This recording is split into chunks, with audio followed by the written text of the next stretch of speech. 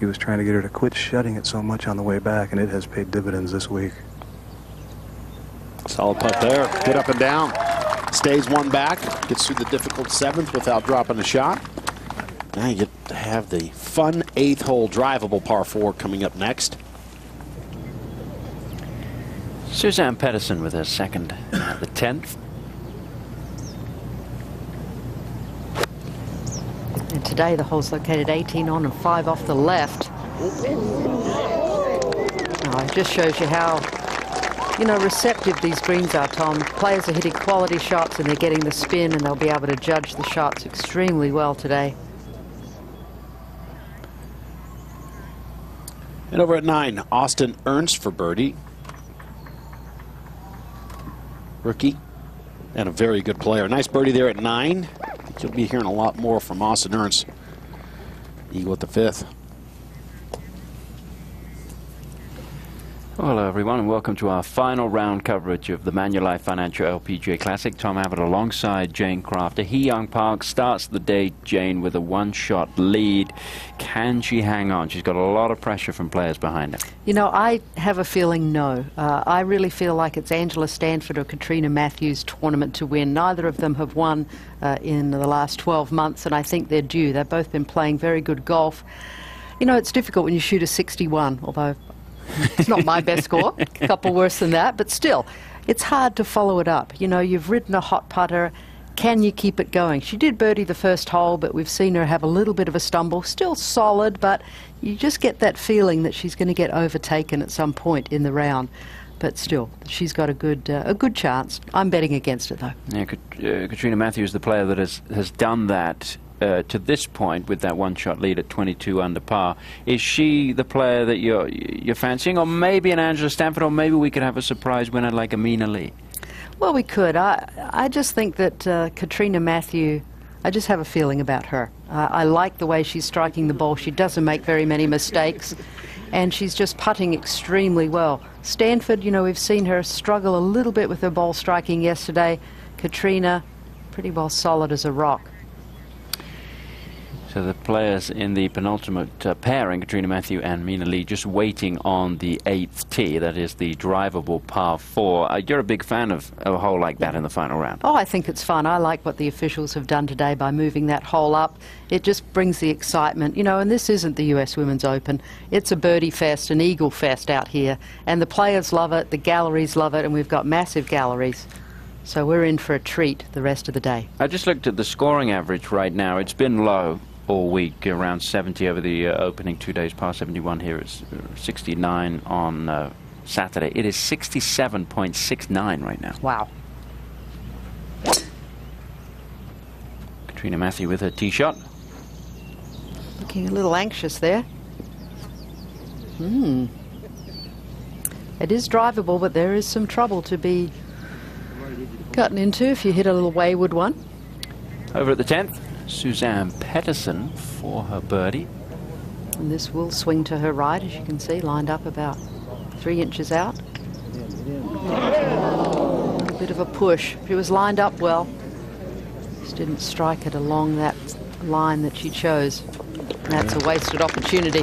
11 times a winner on the LPGA Tour. Suzann Pettersen has one victory this year on the LPGA that came in Hawaii, and she has won once on the Ladies European Tour. She won in China. Katrina Matthew with a one-shot lead here in Waterloo, Ontario. The final round of Manulife Financial LPGA Classic.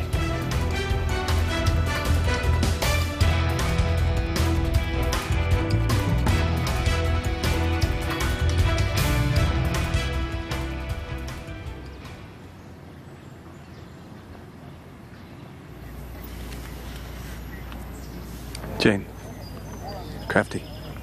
Okay. Yes, Jerry. I take back what I say about that power thing. Just watch the tee shot on 8. Yeah. For Mina, yeah, not very powerful. No, I mean, I look at her average this week, it's 261, but I don't know how, because that's not her. Well, it's 230 to carry the ball.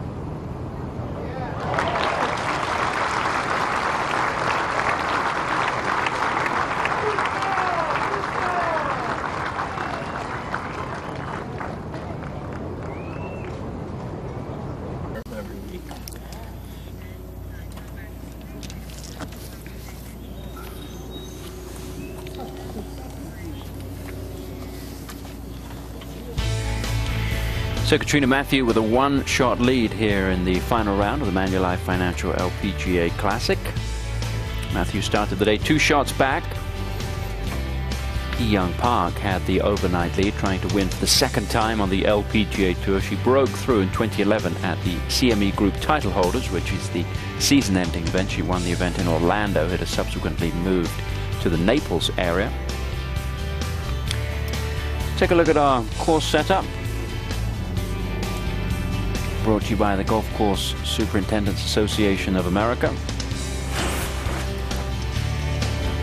Jane, what are the key characteristics of this golf course? Well, they've got pretty generous fairways and the greens are not terribly undulating. They're in excellent conditions, creeping bent grass on both fairways and greens. Rough is pretty thick in places. It's that coarse kind of Kentucky bluegrass. It's dried out beautifully since the beginning of the week. They had torrential rains here on Monday and a lot of rain earlier in the week, in the previous week, but it's beautiful right now. Really dried out well. 8th hole, Mina Lee with her 2nd. Mina's got a bit of a tricky bunker shot. She's in the top part of the bunker. There's a lot of sand. She's got the uphill working against her, so she's going to have to work really hard to get through to the left side and not hit it fat. Yeah, good call there, Kelly. Hard to get it all the way to the hole from that position. Not taking advantage of this reachable hole today. Final pairing waiting back on the tee. Time for a little hydration. Katrina Matthew 2nd at the 8th hole. Katrina had a little bit better lie, but this is long. She'll have about 15 feet left for her birdie. Yeah, a couple of pretty ordinary bunker shots there, but you can get into some tricky positions in these bunkers. They're very deep. Hee-Young Park waiting back on the tee, having some fun with caddy. Okay. Now, we heard from Hee-Young earlier about the fact that she loves the Chicago Blackhawks. Had a chance to ask her before she teed off why she loves that team so much. One of the best friend recommend about how about just the following for any sport, and then she was really like that the hockey game, and then also like Blackhawks, especially this year Blackhawks play really well, and then playoff, you know, they won. So I'm really like just the hockey. I visit Chicago and then I bought some like Blackhawks t-shirts, maybe 2 t-shirts, and then sometimes I wear like, you know, around the home or airport, whatever, and then, oh, Blackhawks, and then people love it, and then, are you like Blackhawks? Yes, I do. Well, I wonder what other teams she's going to follow. You know, not just hockey. She obviously enjoys hockey, but maybe she'll be getting into basketball or football.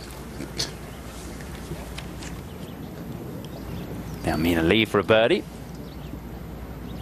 She has about 30 feet up the hill. It's going to be pretty slow. It should be trailing off a bit to her right as it runs out of steam. And a fairly slow putt too, Kelly.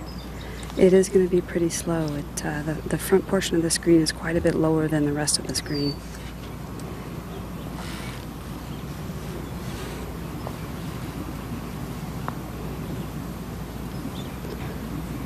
Kelly, she had 21 putts yesterday in her round. Now that is impressive. This is Austin Owens for a birdie at the 10th. Career best finish on the LPGA, tied for 25th. Remember, this is her rookie year. She finished 25th at the R.R. Donnelley Founders Cup, Jane. Yeah, she could easily have her best finish here if she keeps this up. A lot of talent. Katrina Matthew now at the 8th for birdie. Katrina's putt is a little downhill. It should be sliding left at the start, and it may try and straighten up the last couple feet. Good read. She'll be disappointed though. You could easily reach this green off the tee, so still a par, no damage, but you would love to birdie this hole. Up to 11, Suzanne Pedersen will be hitting her 2nd shot. This is the short par 4, little dogleg right, 355 yards. So, you know, hybrid or 3-wood or even a iron off the tee leaves you a little wedge in. Look at that. The flag is not even thinking about moving. Dead calm. Yeah, it sure makes it easy to judge your distances, doesn't it? Oh, yeah. Well, the temperatures that. temperatures are in the upper 20s, Jane. That's Celsius because we're in Canada. That's right. Yeah, we're in Celsius in Australia too, but I left before we started doing that, so it still takes a little bit of a calculation for me. Kahini Shea for a birdie at the 12th. This is a player that's been popping up seemingly in our coverage quite a bit this year, but only 2 top 10 finishes. He finished tied for 4th in the Bahamas, tied 7th at the North Texas LPGA Shootout, but it seems as though she's had a better year than that. She's currently 30th on the money list. Back to the 8th tee. How long was the wait here, roughly, Jerry? No, about 12 minutes. Not too bad. They watched the pair in front of them play the entire hole. 230 to carry that middle fairway bunker in line with where the hole is played today, where the hole's cut today. See, it's a little draw. It's an ideal shot here. And right now, the biggest breeze of the day at about 2 miles per hour. Video over there, please. Stood on the tee for a good 5 minutes doing swing drills to try and get the club coming a little bit more down the line, across the line, if you will, inside and not inside out, which is her bugaboo when she doesn't swing well. This is on an excellent line, right side of the green. That'll work. Well, very nice. Good solid contact. Much better balance there, Jerry, on that swing.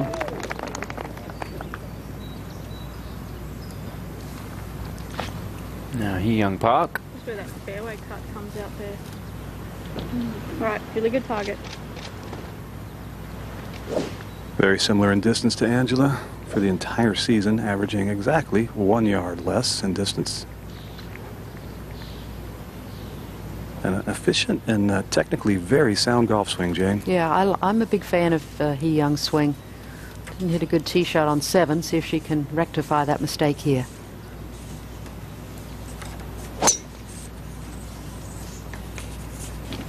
That's a little right toward the bunker Matthew was in.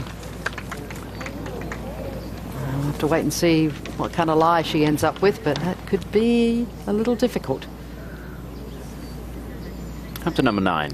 And our leader, Katrina Matthew, at the 161-yard par 3, and with no wind, just take dead aim.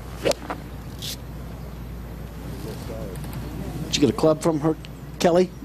She has a 7-iron. Okay, good shot. Another quality shot, about 12 feet away from the hole, maybe 15. She's at 22 under par, leading the way. 4 under on a round. Has a birdie to get to 23 under par. Expand that lead by 2 over Angela Stanford and Hee Young Park. Final round action.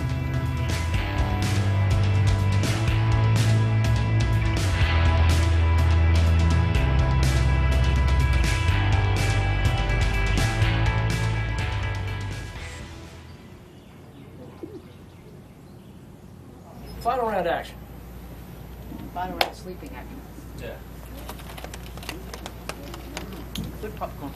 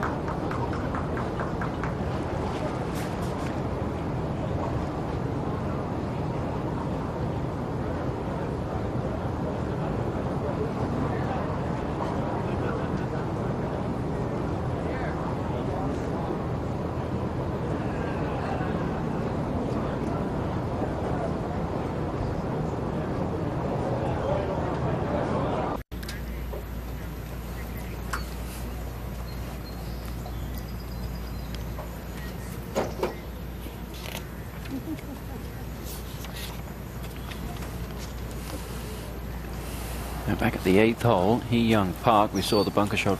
We saw the tee shot finish up in the bunker. How's it lying, Jerry? And it's quite the opposite lie that Katrina Matthew had just earlier from the same bunker. This a little bit downhill. That's always a difficult bunker shot.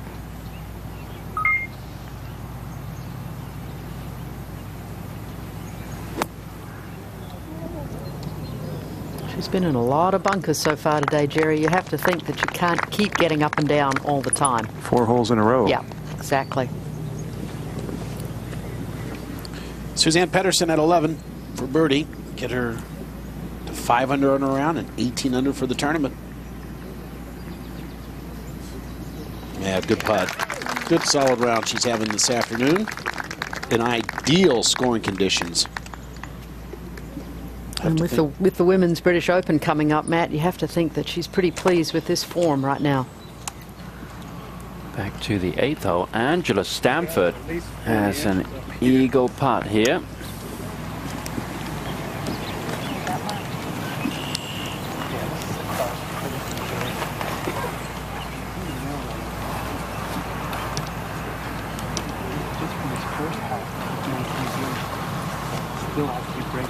Caddy Dan Chapman is very involved in reading the putts with Angela, isn't he, Jerry?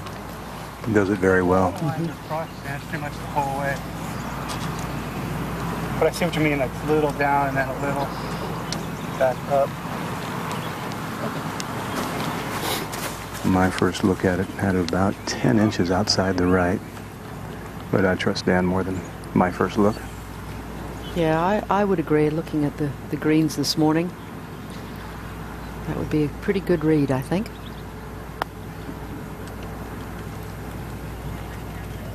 Well, did you get it? It's going to be an easy birdie for Angela Stanford. She's going to move to 22 under par. You saw the back and forth between Angela and Dan Chapman, her caddy. The U.S. Women's Open, Angela received some great advice from Dan. You know, he told me that I needed to pray for acceptance, and I thought that was pretty amazing. I'd never really thought about it, and you know, and really you have to, especially in golf. I mean, you have to learn to accept quite a bit.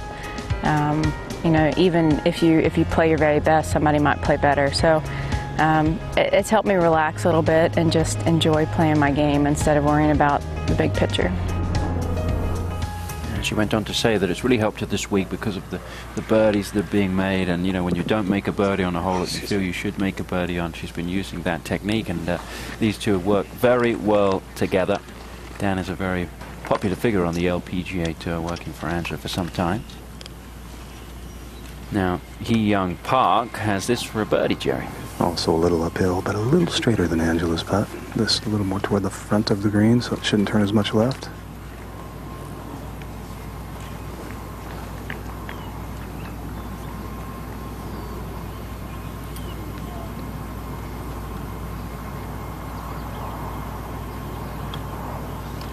That's not going to get there, is it?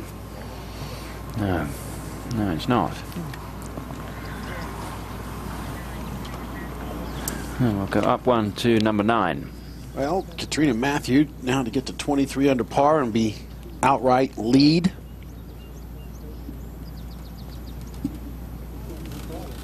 For those opening 2 rounds, 63-64. Awesome stuff, but leaves that good-looking birdie putt short, right in the heart. And we are in Canada, Waterloo, Ontario, to be exact. The final round action, tied at the top.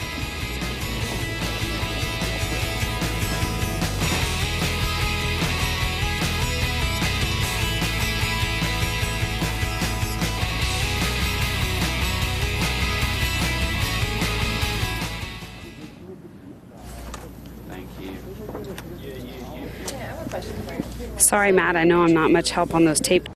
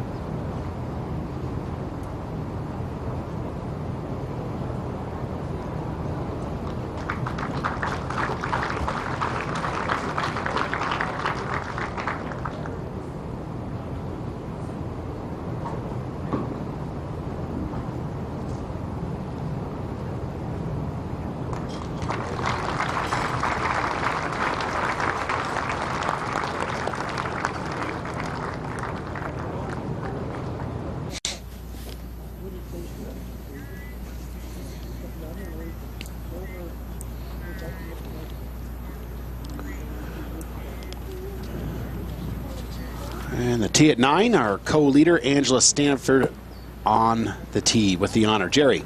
Going with 7-iron. That hole today cut on the same direction as it was yesterday, but closer to the front right edge. She's going to have to hit that shot she's been working on so hard. Keep it from turning over. Get it a little higher in the air with maybe a bit of tail on it to the right. Sit. It looks pretty good. Asking for it to sit. Oh, very good. And Jerry, did you know she's a huge Texas Rangers fan? I did, actually. Trying to make it to every ballpark in America at some point. That'd be fun. That's a great idea. 17. Na Young Choi for birdie at 17. She's 8 under on a round. We've had some just awesome scores this week. 61s and 62s. That was to get to 9 under par. Back at the 9th. Hee Young Park also going with 7-iron. Just a hint of helping breeze. Maybe 1 or 2 yards.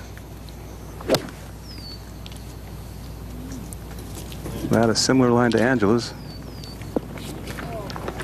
And we'll stay just inside, I believe. Yeah, so Angela will be putting first to get to 23 under. Let's go to 10. And Katrina Matthew getting ready to hit her second shot. She has 109 yards, like Jerry just mentioned. There's a little bit of help with the wind. There's not a whole lot of room behind this whole location either. A slightly elevated green.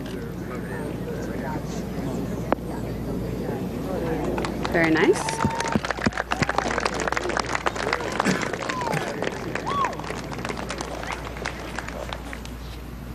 The 12th hole, Suzanne Pedersen for a birdie. She's trying to get to 19 under par.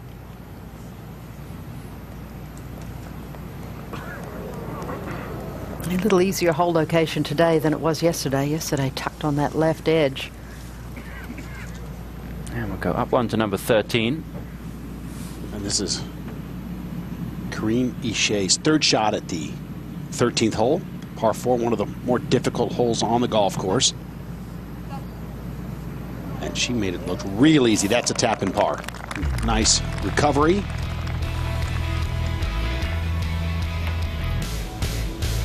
Just go back up there. Katrina Matthew and Angela Stanford tied at the top. They're getting ready to make the turn. Actually, Katrina is on 10. Angela playing the last hole with Hee Young Park. On a gorgeous day in Ontario. Final round action of the Manulife Financial LPGA Classic.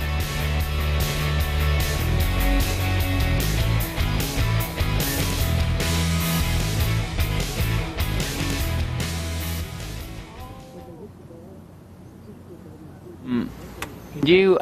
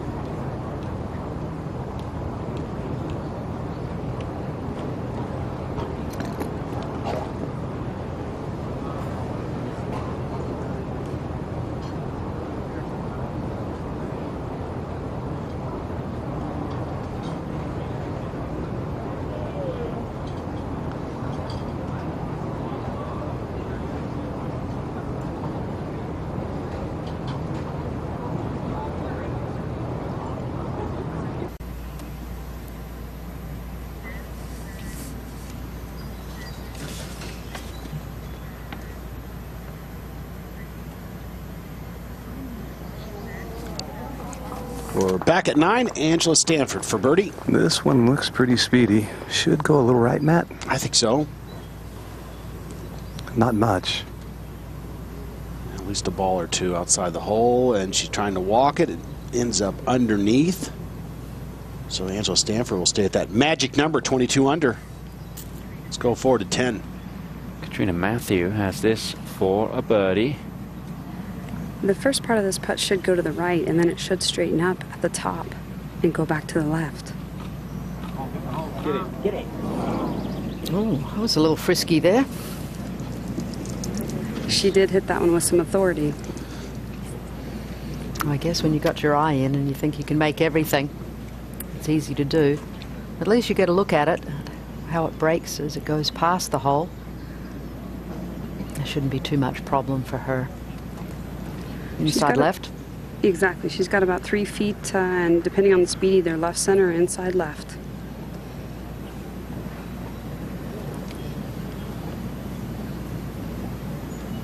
.26 putts, 29-29. Her last 3 rounds here.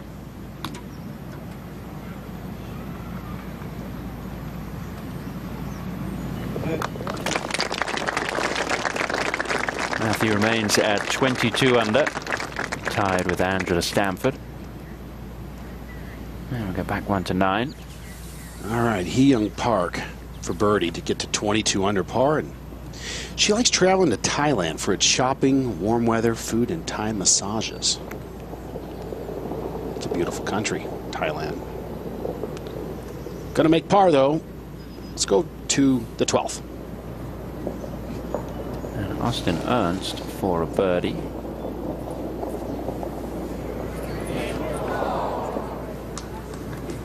The correct speed, but didn't quite get the other part of the equation correct.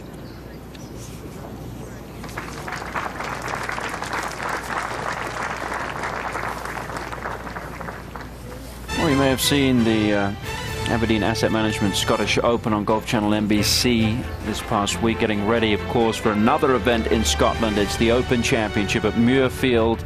Live from begins tomorrow night at 7 p.m. Eastern Time. Continues all week on Golf Channel, live from Muirfield, bringing you all the very best coverage from the Open Championship. This is Amy Yang. A birdie at the 12th. She has a 2 under par for the day. Opened up with a bogey at the first, but has had 3 birdies since then.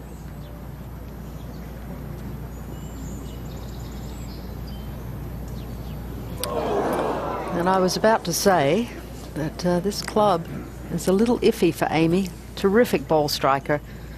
Needs to tighten this part of her game up. There you go. Angela Stanford and Katrina Matthew tied at 22 under. Angela back on the tee at number 10, starting the back 9. Hit a good tee shot here yesterday that released some 40-50 yards through the fairway into the rough, made the little wedge shot approach a little more difficult. This looks like what her caddy Dan Chapman calls the hot 7-wood.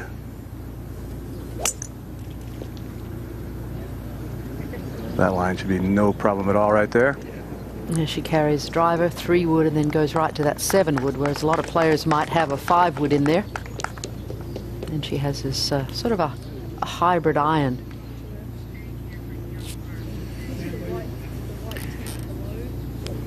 Now, Hee-Young Park. She has a driver out, and a little bit inexplicable. You're going to get a little closer to the green, but you're going to have a wedge in whether you lay back or hit driver. You have to narrow the fairway by about 40% up the right-hand side with driver.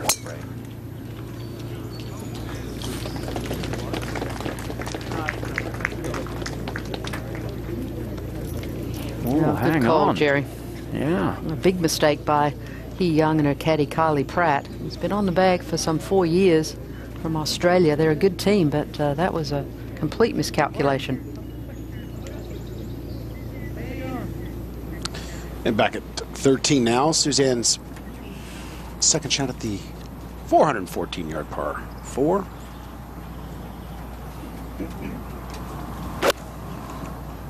There's a fun little hole location here, Matt, right over that bunker. Boy, she was helping that out, body language, getting it there, and it worked. It did work. Suzanne Pedersen. Now, Katrina Matthew and Angela Stanford at 22 under par, deadlocked. Final round action.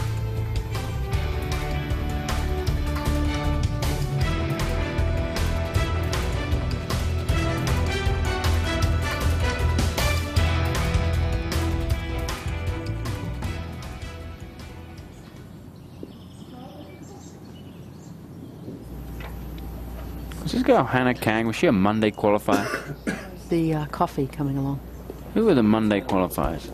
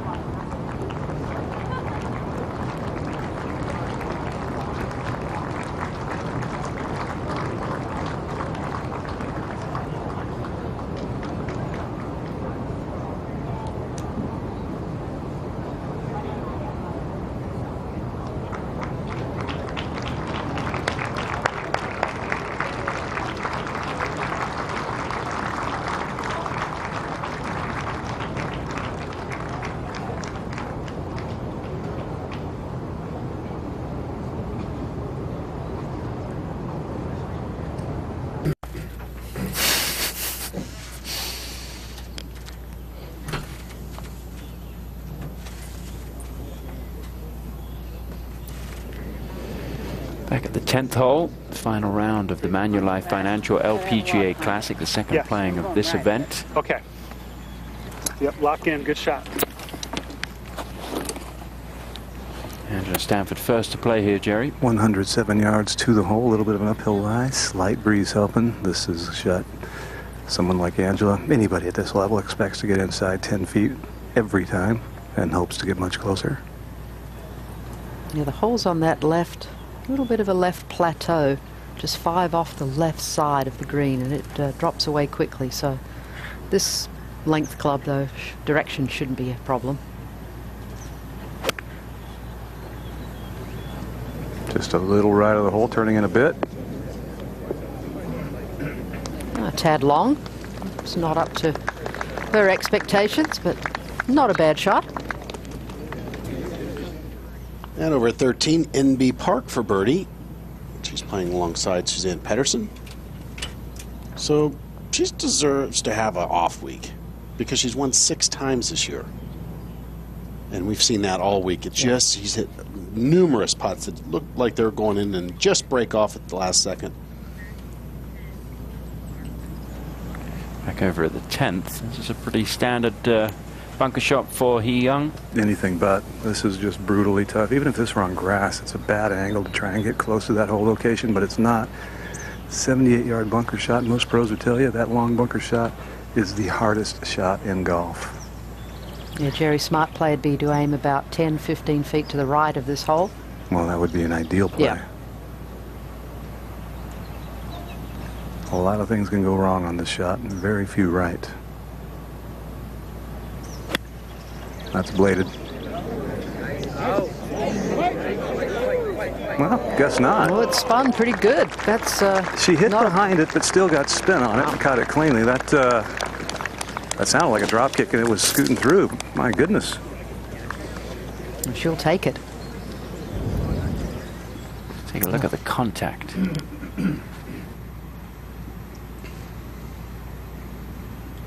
She made pretty darn good contact, maybe just a half an inch or so behind it.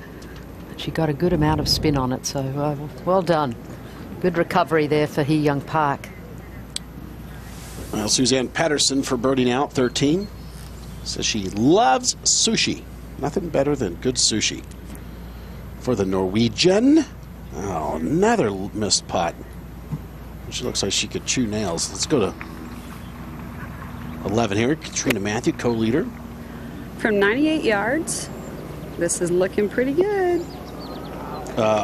Really good, Kelly. That's about 3 feet. That'll get her to 23 under par. Playing very solid. 4 under par and around today through 10. And just about 2 or 3 feet left for another birdie. Get to 23 under par. Will that be enough? Let's go up to the last hole, the 18th. Na-Yeon Choi has been quietly going about her business today. She has this putt for a round of 61. Downhill should start to work to her left very slightly. Oh, she didn't hit it enough. Kicking herself. Why didn't I get that to the hole? Good to see Na-Yeon playing well again. A little bit of a mini slump of late.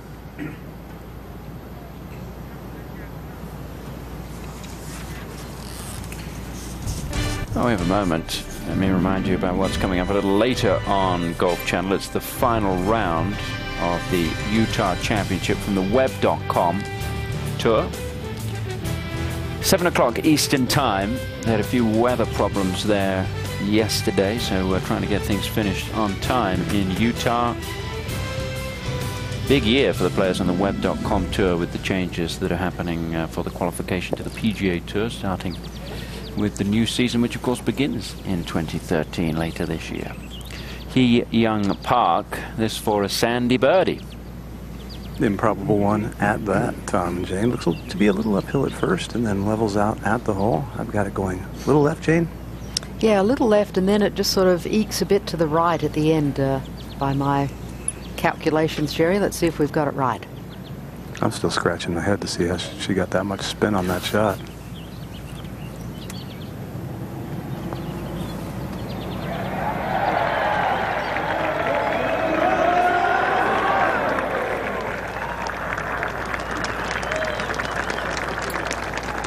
Well, I think from where she was in the bunker, par is a pretty decent score. Oh, yes. But definitely a miscalculation off the tee, and then you're playing defense on a hole that you should really be attacking. And over at 11 now, Manulife for birdie. Mina actually hit a really good shot into the 11th green here from the right rough. She's got about 15 feet, should be sliding a bit to her right.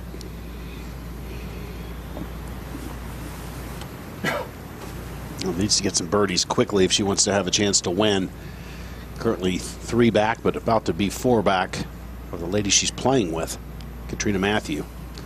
Go back 1 to the 10th. Andrew Stanford now for a birdie. And she watched Hee Young Park's putt very closely. Just tugged it off her intended line right away. It's always going to be left. Now just a mere tap in now for Katrina Matthew.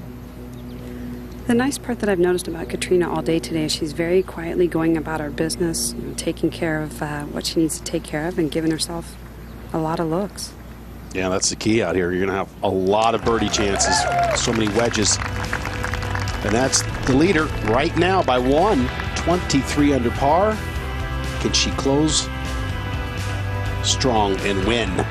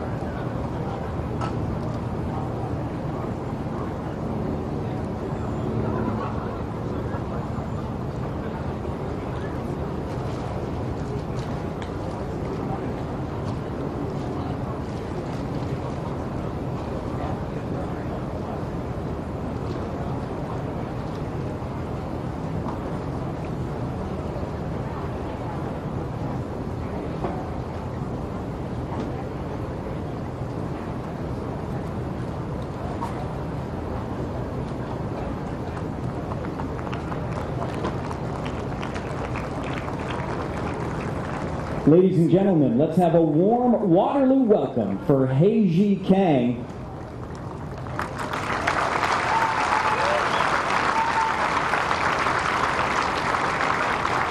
Playing today with Jody Ewert-Shadoff.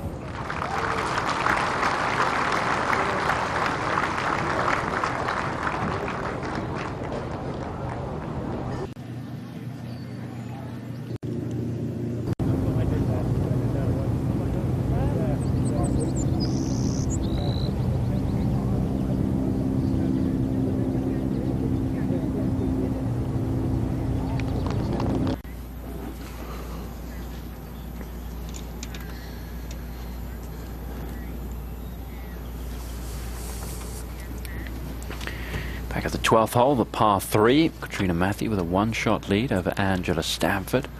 Hee Young Park is at 21 under par, 2 shots behind Matthew. Katrina is giving her fellow competitors on the 15th tee the respect and letting them tee off before she gets going for her tee shot on the 12th. You see her drinking from the flask there. All of the competitors and many of the fans here and a lot of the people that have been involved in the tournament all given one of those things to drink from, because there's supposed to be no plastic bottles on the course. Yeah, they're trying to do their bit for recycling and eliminate waste. Now this hole today playing 143 yards, and Kelly, the hole's located just like right on the precipice of a little bit of a downslope. Yes, it is, and it's a very accessible hole location on this par 3. This is an 8-iron. The ideal shot would be just slightly right of the hole. And this looks right at it. Oh, go in the hole, my word. Oh, she is on a roll. Good to see. He hasn't won since 2011, Lorena Ochoa. This just needed a one hop forward, Jane. It had a very good chance to go in the hole. Oh, it just shows you how receptive these greens are. They're in great condition. A little unlucky. It's too much spin on it. Now Mina Lee. Mina also has an 8-iron, and she definitely needs to start making some birdies if she's going to try and give Katrina a run for her money. This one looks very nice as well. Yeah, nice balanced swing. Oh, well, look how quickly that sat down. A couple of great looks at birdie there for this group.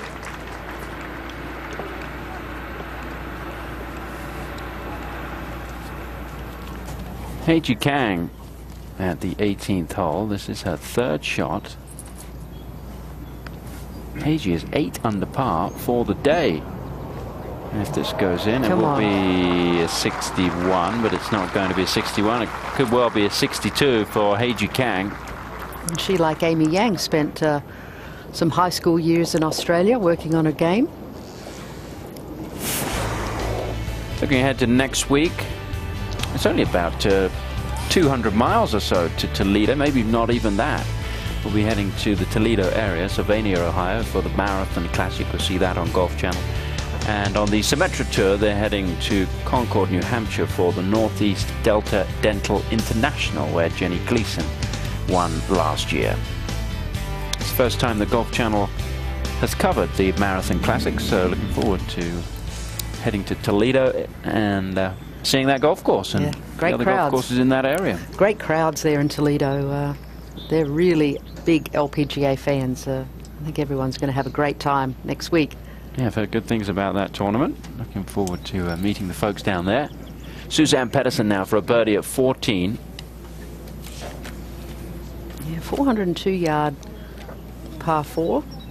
The hole today is on the left side. It's kind of divided by a little ridge in the center. So this putt of Suzann should work to her left. Suzann's lowest final or 4th round score in her career on the LPGA Tour is 65. She's currently 5 under. I think she needs to go lower than 65 if she's going to have a chance to win. And time is running out, Jane, for Suzann Pettersen. Heiji Kang now for a birdie.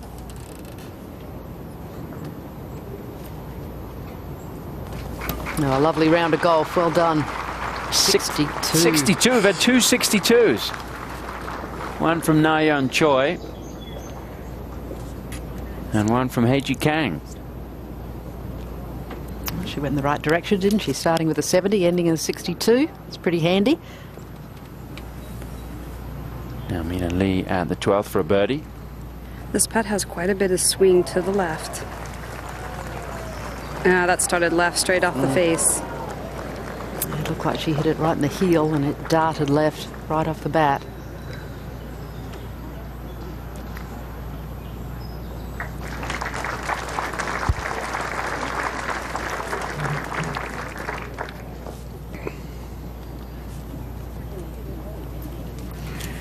Inby Park has a birdie chance at the 14th.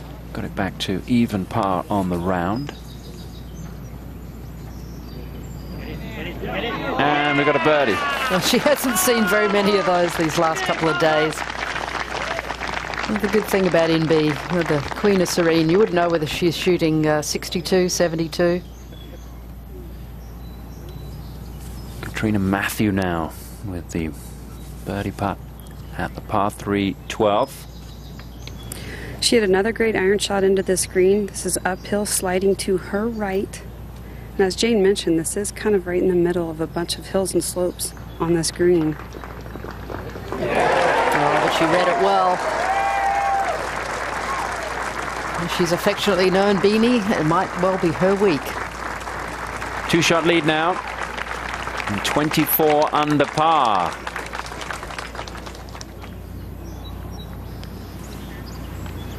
Now Angela Stanford at the 11th. Second shot, Jerry. Pretty decent lie in the rough. Tee shot rolled just through the fairway to here. She should be able to get some spin on this, but has to be very precise. That was a good shot. That was just a moment ago. I doubt she knows how she stands. She's too behind. Just got to keep hitting good shots and leaving yourself chances for birdie. Now Hee-Young Park. Sticking with that aggressive nature, Matt went with driver again off the tee, or really no need to do so, but left herself just 65 yards remaining to the hole. A little bit of an uphill lie. Even though it's a short wedge, I still think she can spin it plenty.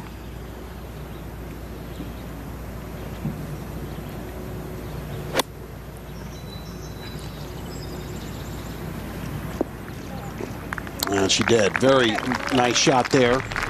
About 7 feet away for Park to get to 22 under par. Would be 2 back of that lady right there, Katrina Matthew, with 6 under on her round today. Leads by 2. Final round action here in Waterloo. Golf Channel's presentation of the Manulife Financial LPGA Classic is brought to you by Wynn's Drytax Series, the best grips in golf, and by Volvic, the #1 color golf ball on tour.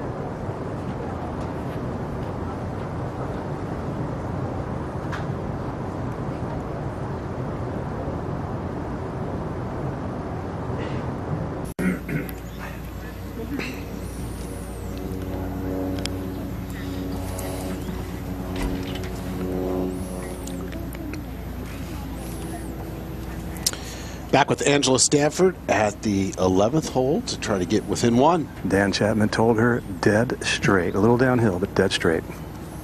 Does she know where she stands yet as she looked at the leaderboard? She will. And one closer now. All right. 23 under. It's really, I believe, a four-person race. Those four on the leaderboard. Mina Lee, Hyun Park, and Stanford Matthew. The other best are at 18 under par. They're already in the clubhouse. There's a few other 18s that are still out there, but they can't get to 23 or 24. Now Park, she needs to make a birdie. She does indeed. Needs to get the feeling with that flat stick she had yesterday. This one will go a little right, not much.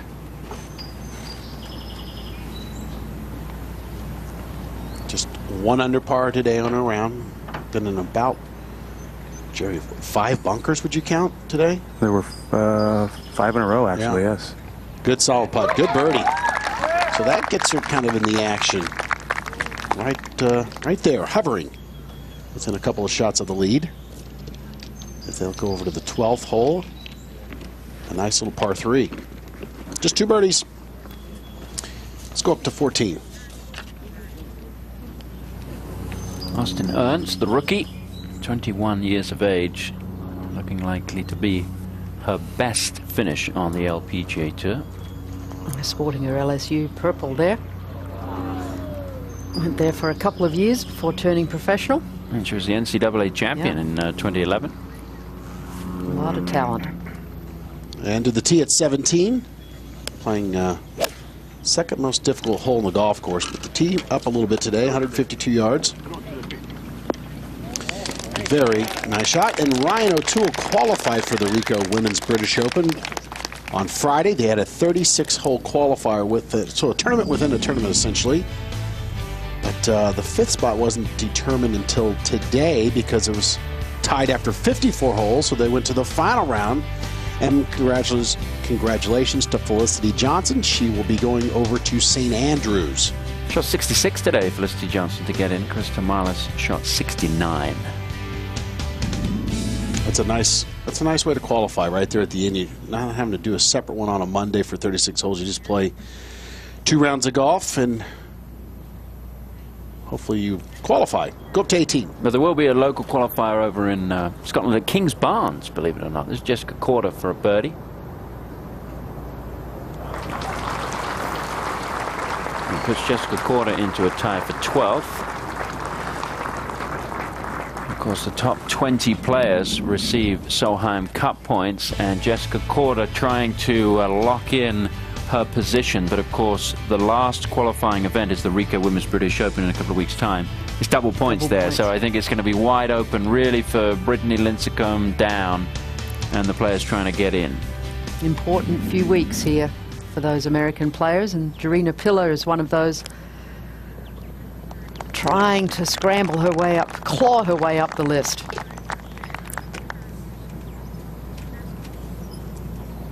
Well, there's the point total. Top 8 make the team. She's with that birdie projected 5th now. And over to 13. Mina Lee. From 135 yards, she has a great angle to this front left hole location. Well, she knows she's playing with the leader, Kelly, so she's 5 back. Needs to make some birdies in a hurry. You are exactly right. She's got to find another gear to try and hang with Katrina Matthew right now. And Katrina, after another solid shot right down the middle. Right down the middle, she has 130 left to this front left hole location. She has hit 11 out of 12 greens today.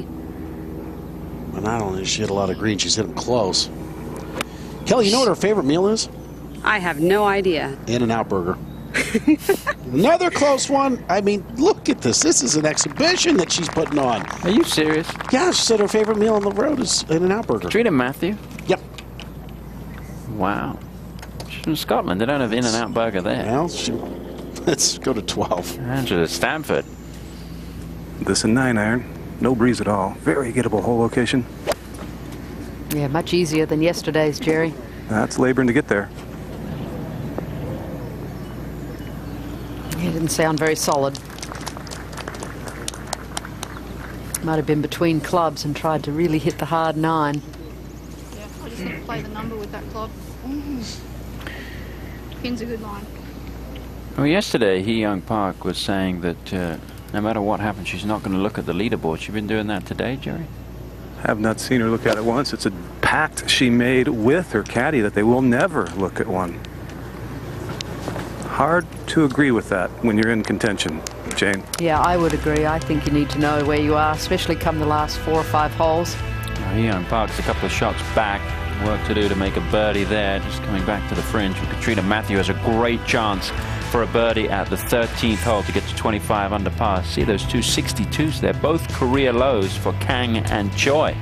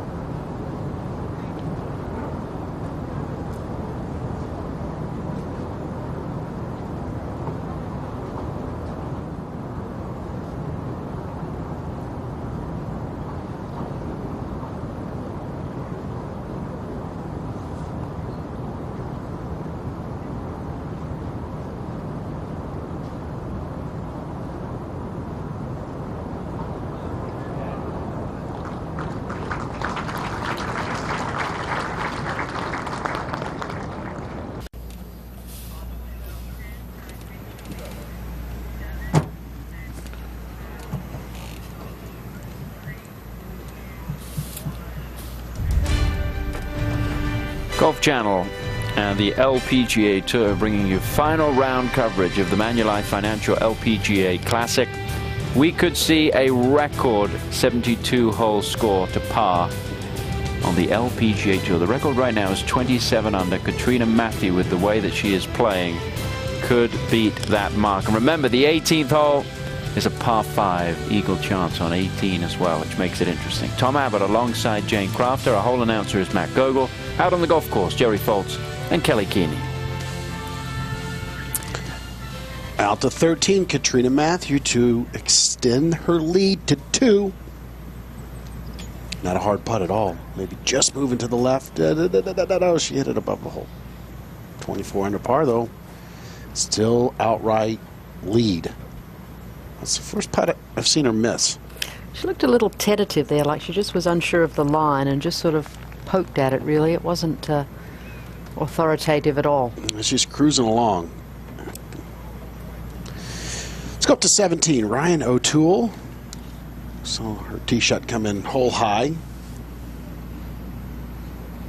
This is the hardest hole the players will face as they come to the 18th, the final hole. And nice birdie there by Ryan O'Toole. He'll be making a trip over to Scotland. What a thrill.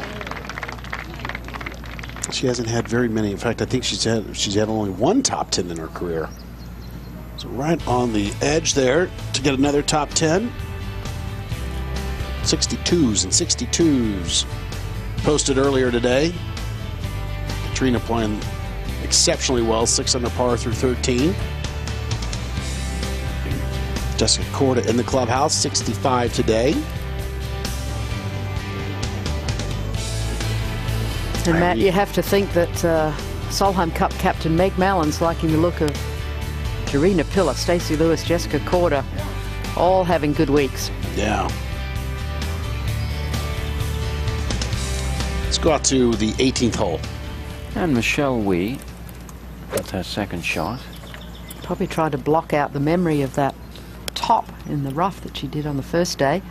The ball well below her feet. This time she's hit a good drive, just a mid to long iron in hand. She's 4 under par for the day. And headed in the right direction. It's been quite a while since Michelle's had 4 rounds in the 60s. I don't think she quite picked the right club. Needed one more there. But not a bad leave. Should be a pretty straightforward up and down.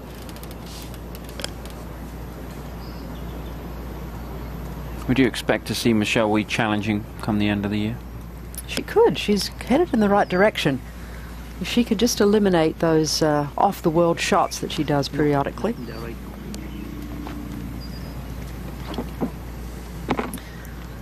On the tee at the 14th hole, Katrina Matthew. It's funny, when she won the Rika, well, it wasn't funny for her, but when she won the Rika Women's British Open in 2009, she said, you know, I just didn't feel like I got the recognition. She didn't get as many sponsorship opportunities as she felt like she might get. And if she wins today, of course, she's not going to get any press because they're all going to be talking about the Open Championship in Scotland. Exactly. I was corresponding with someone who lives in Gullen, just near Muirfield, and they said, you know, she wasn't even on the front page after those stellar first 2 rounds. Yes, Katrina lives pretty close to Muirfield, lives in Berwick, Scotland. Katrina Matthew currently 13th in the world, could move up into roughly the top 10 if she wins here. Inby Park, way out in front, trying to win for the 4th consecutive time. It's not going to happen.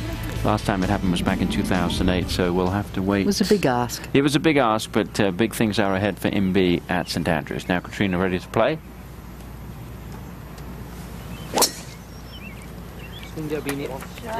Another great aspect of Katrina's game is her length. She's one of those players, like you know, we're just mentioning. She's very under the radar.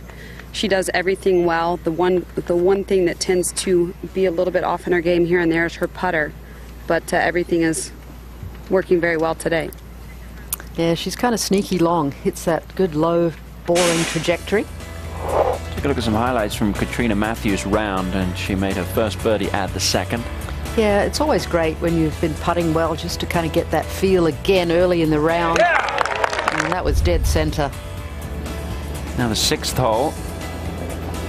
Back-to-back par 5s. So a little pitch shot. Got a reasonable amount of spin on it, and judge that. That should almost went in for eagle. And this was a really good shot here at 7, Tom. Not an easy lie on a bit of a downslope in the rough. Landed it in just the right spot on the green. It'll be 3 birdies in a row for Katrina Matthew, get her to 22 under par. And she was starting to get into the rhythm. This at the 11th. Yeah, good balance there. Another shot that was judged almost to perfection, right on line. She just is very much in a rhythm, in her own, you know, in the zone, you would say. Just playing beautiful golf. So out in front by 1 with the birdie at 11, and she would make it 2.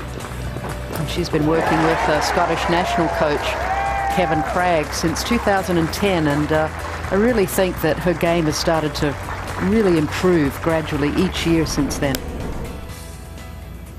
Now Angela Stanford chasing Katrina Matthew. This for a birdie at 12. Tough to see much break in this at all. This is a very straight putt, and she watched Hee Young Park putt from a similar line, hardly moved.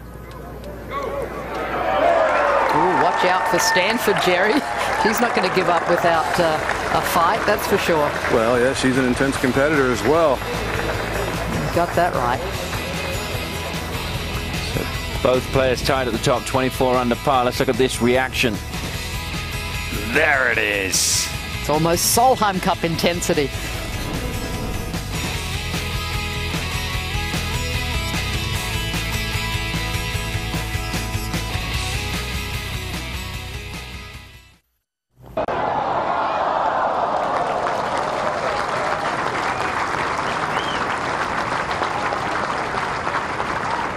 Ladies and gentlemen, let's have a warm Waterloo welcome for Jackie Concolino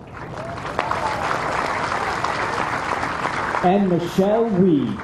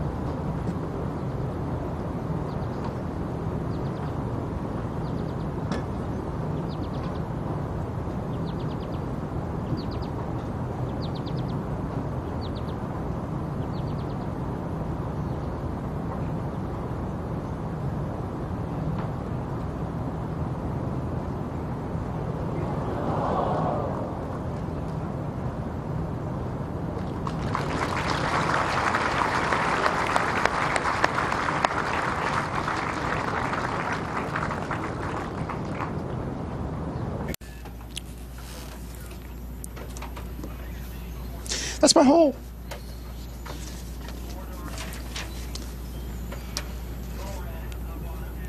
And we're back at the tee at 13, one of the longest par fours on the golf course, 414 yards. Just aim it at that right fairway bunker. Give it a good solid rip. If it turns over a little, should be fine. If it doesn't, probably better. Yeah, Jerry, she's got the power to get over that bunker. 227 yards to fly that bunker. She flew it by 15, and that's ideal. Perfect tee shot.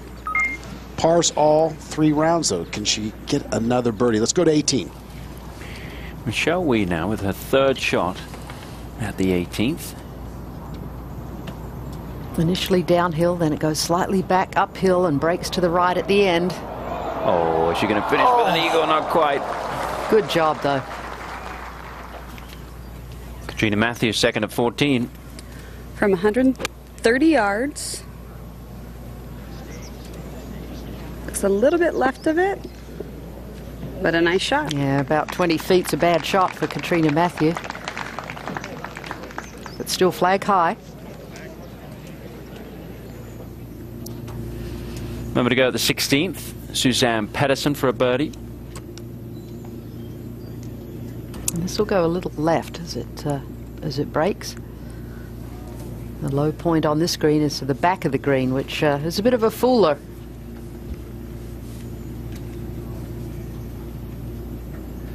Now live with Inbee Park. Just for a birdie. Solid cross-handed stroke. That was a bit of a jab, that one. That was not her normal rhythm. Looked like she was trying to give that one a little bit of extra pace. Perhaps she didn't take it back far enough, Tom, and just tried to accelerate too quickly there.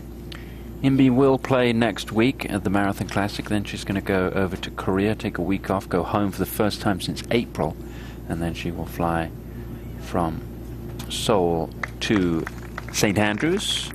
And I think the way the schedule's working out is pretty well in her favour. It's good that she's got a week off before the major and attempting to win the slam. The 4th leg of 5-leg slam.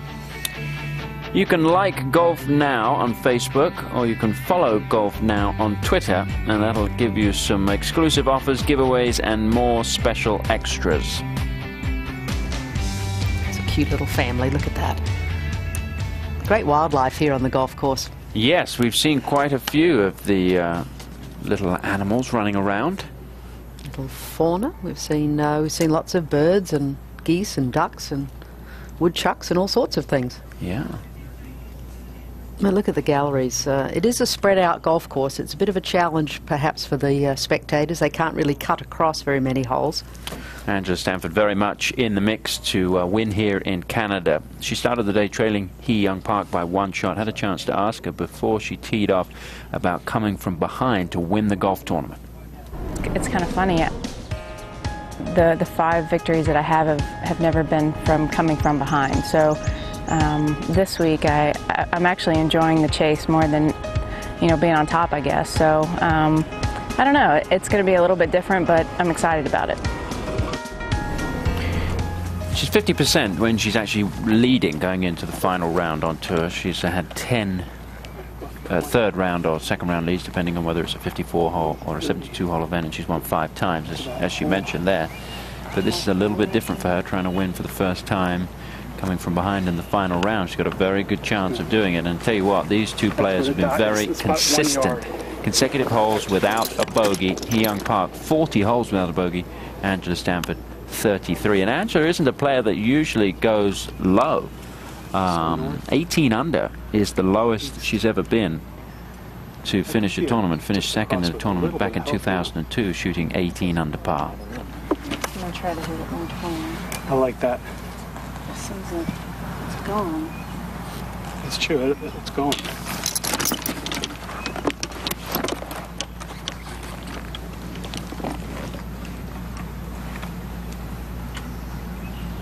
Under 28 yards off a bit of an uphill lie. Signal was wedge. I think it's a 9. Now she does as well. The way it's been going all day would be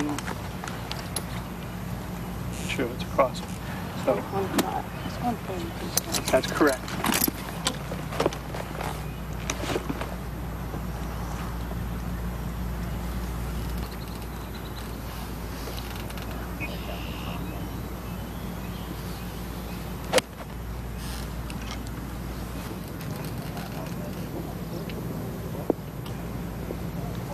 Well, it was a wise change.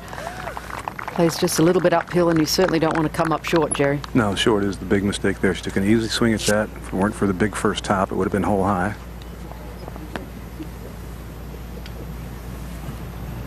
Now the 14th hole, Katrina Matthew. It's for a birdie.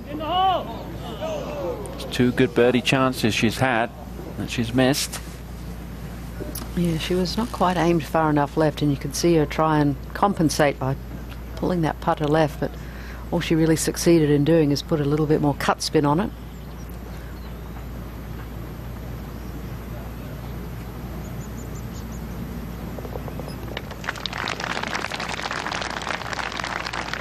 It's okay, 14, not the easiest of holes. Back over to the 13th. And Hee Young Park will be next to play. 123, a little more level lie. Still a 9-iron.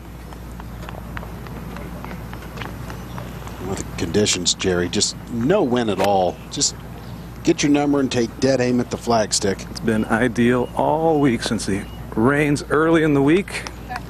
Now they'll have 2 nice looks for birdie. Angela Stanford about 12 feet. Hee Young Park about 11 feet. As we run up to 18. And Ryan O'Toole trying to finish off the week with a birdie. What an important week this has been for O'Toole, just inside the top 100 on the money list. Hasn't been a particularly good year for Ryan O'Toole. This could kickstart her season. Yeah, it could, in kind of the middle or toward the end of making some swing changes, working with Stacey Lewis as coach, Joe Hallett, and starting to see some positive results. Not much in this. Got to be firm, though.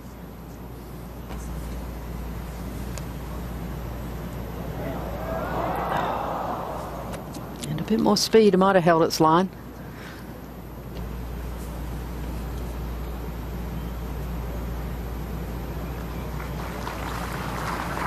Looks likely to be a top 20 finish for Ryan O'Toole.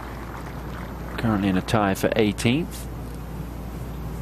And she will head to the Marathon Classic, trying to keep the momentum going, and then obviously takes a week off before playing in the Ricoh Women's British Open, having won that 36-hole qualifier. Over to 17, Suzann Pettersson, 5 under on a round, 18 for the tournament. Par of this hole, all 3 rounds. Can she make a birdie? And this is where the flag is, Matt. Very hard to see, right there. Yeah, right over in the right corner of the green. Hole location today is on 7 paces and 8 from the right edge. And that's a good golf shot. Can't really mess with going right. You miss right, it'll kick down on that hazard. And let's go up to 13 as we see Angela Stanford first to putt, just about 12 feet out.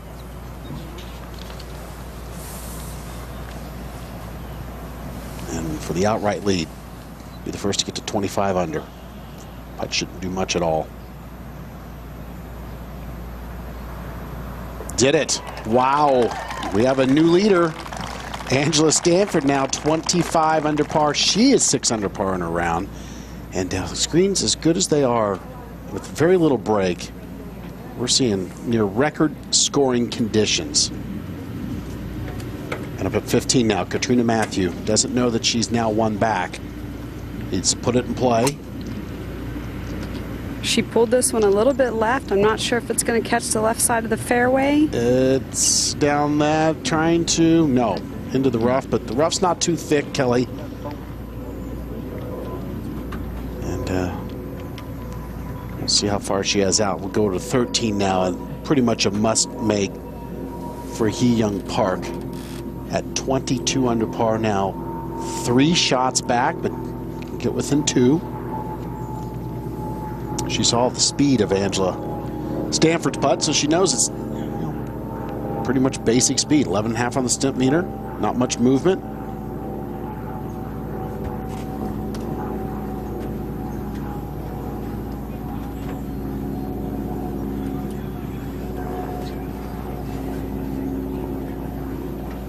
Very steady.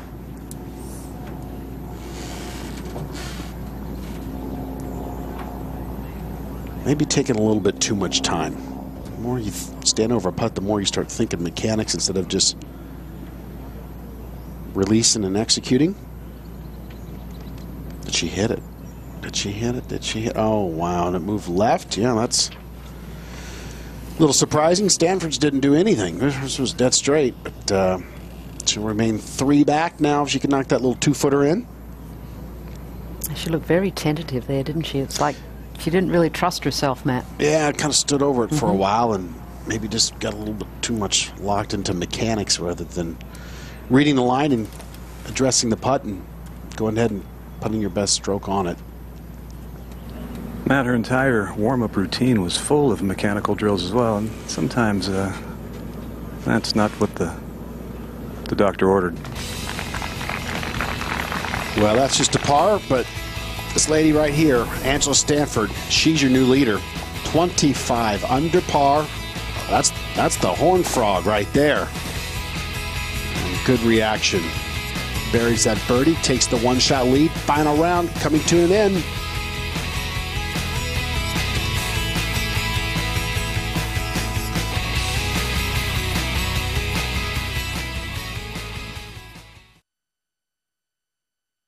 Hey.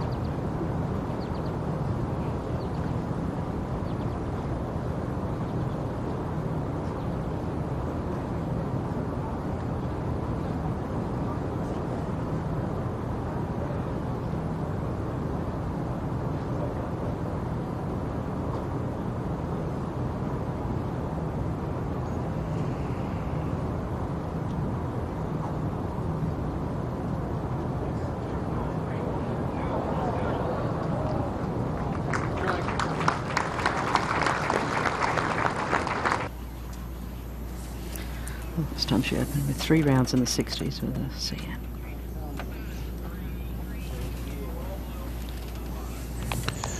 We're back at 15. Katrina Matthew.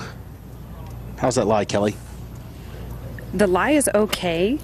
The problem is this Kentucky bluegrass, and she just caught a shooter, and that ball is hot and long. Oh, gracious.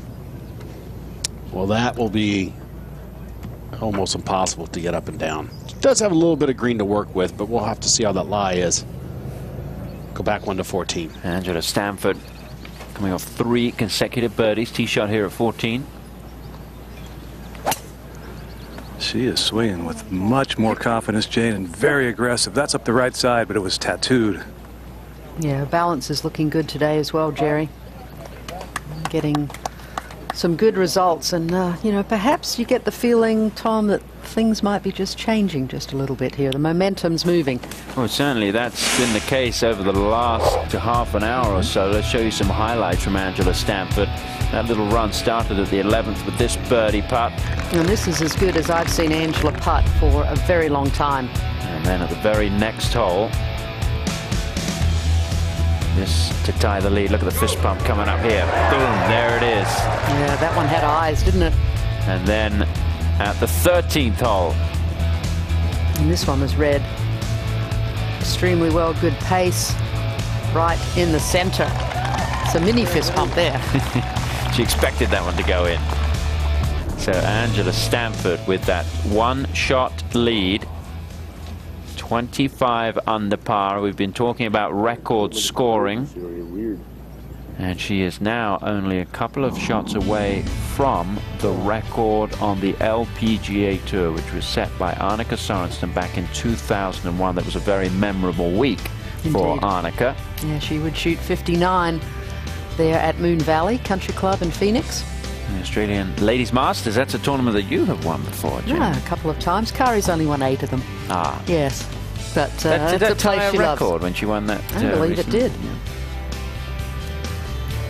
So we could see a new all-time scoring record if Angela Stanford keeps up this pace. Let's go to 15. Well, getting ready to hit her 3rd shot. Lie looks pretty decent.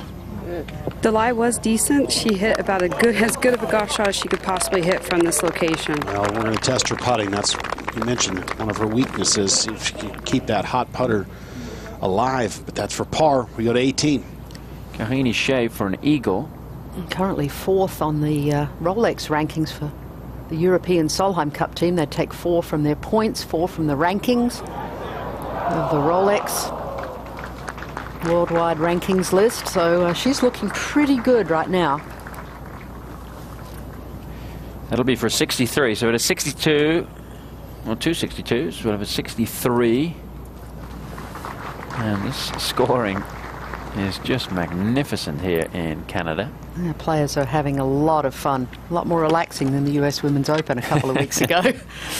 They look from above at the 14th hole. Final pairing. Hee Young Park looks to be in a good position.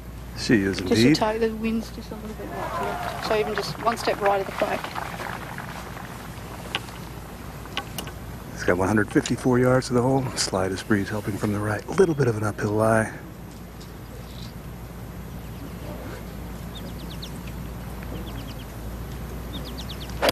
Very square stance at address. Almost plays a little bit of a pole with the scoring irons. And she pulled that by about 6 feet. That's a pretty nice shot. We'll go over to 15. Now this is for par now, Katrina Matthew. I wouldn't say a must make, but God, you don't want to be 2 shots back with only 3 to play. I totally agree, Matt. I think this is a must make if she is going to have a chance to win this event. Tricky putt. Yeah, accelerate through it and hit something, and just never had the speed. So the last 3 holes, she has just kind of looked a little deer in the headlights. I mean, just a little phased about what she needs to do when she was cruising along. Let's go back 1. Angela Stanford now, 2nd to the 14th. From 152, signal was 8 iron. Sounded just a little thin, a little right in line. Well, decent result. Good chance for birdie still for Angela. Angela Stanford. A putt for 4 straight birdies. Out in front of the Manulife Financial LPGA Classic. We'll see if she can make that birdie when we come back.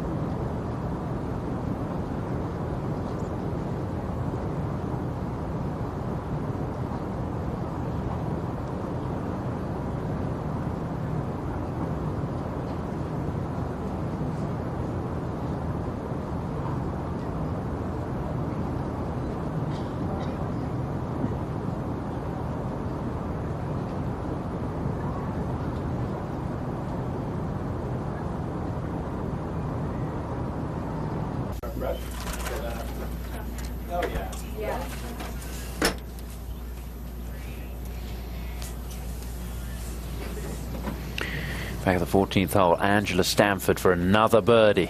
Just a little uphill at the end, should die slightly left.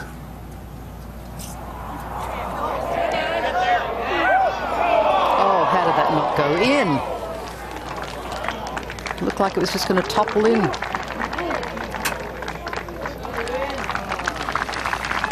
When you get this far, you really want to see that record broken. You do, absolutely. Look, oh, how did that stay out? 3 more birdies, and Angela Stanford will have the all-time scoring record for a 72-hole event. And a nice trophy to add to her collection. And a check for just under $200,000. Up to 16, Katrina Matthew. I like the play she opted for a fairway wood to make sure she keeps it in the fairway. Yeah, she's got plenty of length. She doesn't need a driver on this hole. That's well done.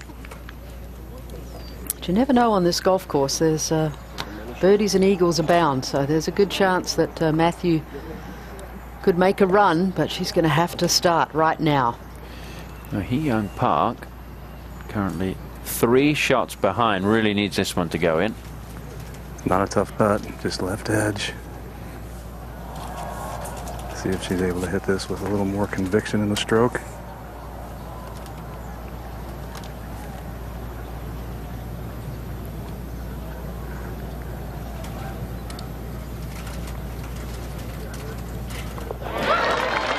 Okay, moves her to 3 under par for the day. And 2 shots back of Angela Stanford. We have 3 players who are going, one of whom is going to walk away with this title. It'll either be Park, Matthew, or Stanford. At the 16th, Jorina Pillar for a birdie.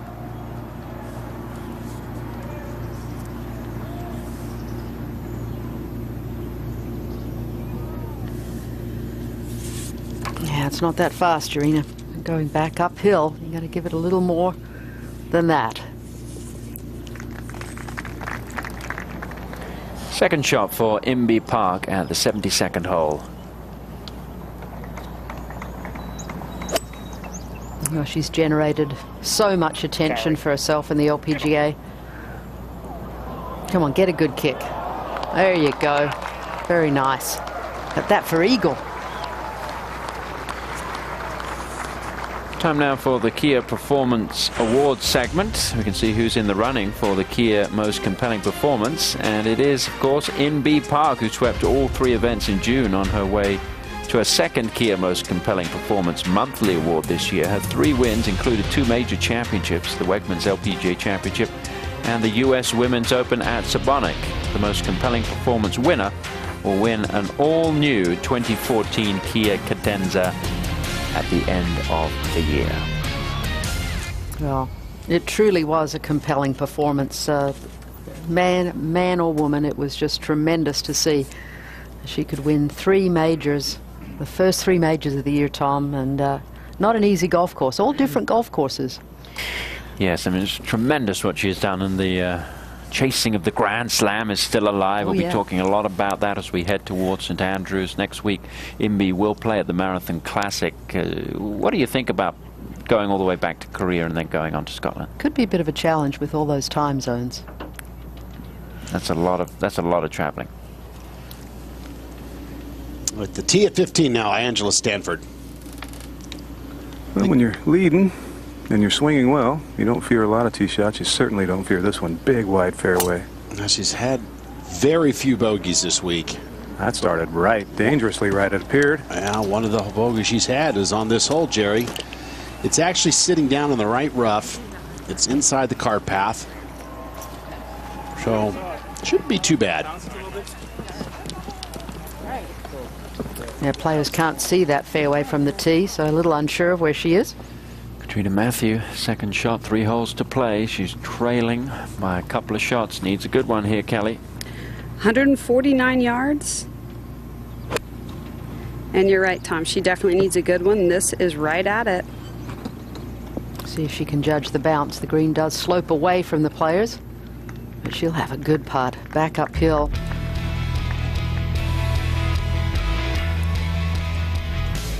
Well, it's just been a beautiful 4 days of weather here at the Manulife Financial LPGA Classic. We had so much rain in the run-up to this event, but it's turned out lovely for the tournament proper, and scoring has been very low indeed.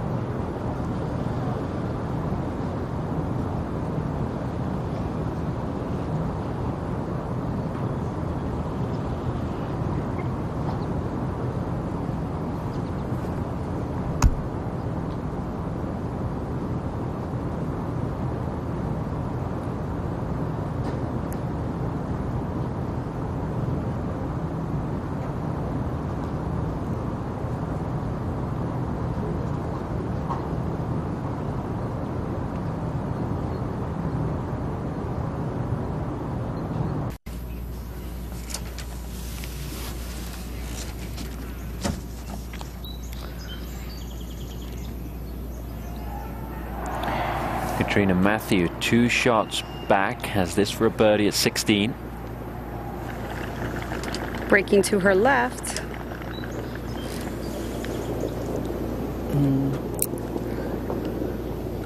She desperately needed that one. Good holding speed, just overread it. Over at 15 now, Jerry. How's that lie? I like Not it. good. Yep, get a good target. Commit. I like that number. Get a good target and commit. It's not a bad lie, Matt, but it's not good enough to get this ball close to that front hole location. Pretty thick around the ball. Unless she's able to get this ball to react the way I don't see possible from here, only 120 yards. Yes. It should get past the hole. You have to really take on the front, and that's a no-no to try and get it super close. Yeah, that pin, Jerry's just 6 paces on, so the 9-iron. And smart shot. There's a little shelf right there, so it's in that lower bowl. So a poor drive, not going to hurt her much. Go to 18. NB Park for an eagle to finish the week.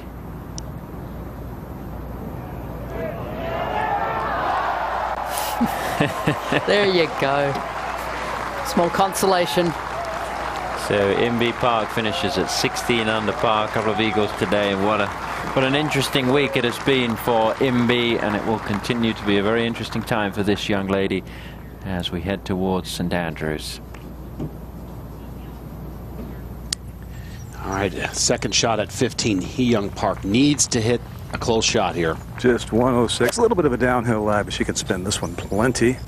There's a little ridge on this green, a little bowl down there, and she used that backstop perfectly. So hole high. She's 2 back of Angela Stanford and has a nice look at birdie. Let's go up to the green at 17. This is Anna Nordquist for birdie. And there hasn't been a whole lot of birdies at 17 today. And she's struggling today. 2 over par in her round. There's only been 5 birdies today at 17. And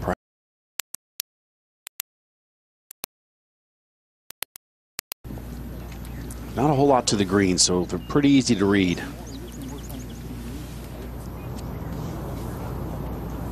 Suzanne Pedersen to finish off the week with a birdie. It's going to be a par for Pedersen, round of 66. He didn't make a birdie in the last 7 holes. Still a top 10 finish for Pedersen. She will not play next week. We'll see her again at the Rico Women's British Open, where she will be one of the players who will be favoured, there's no doubt.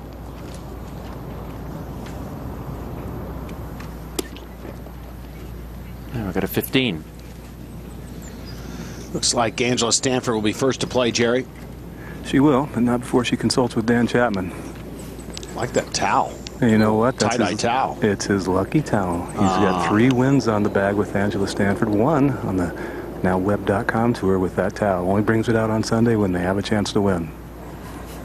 God, I think I'd bring it out a little bit more.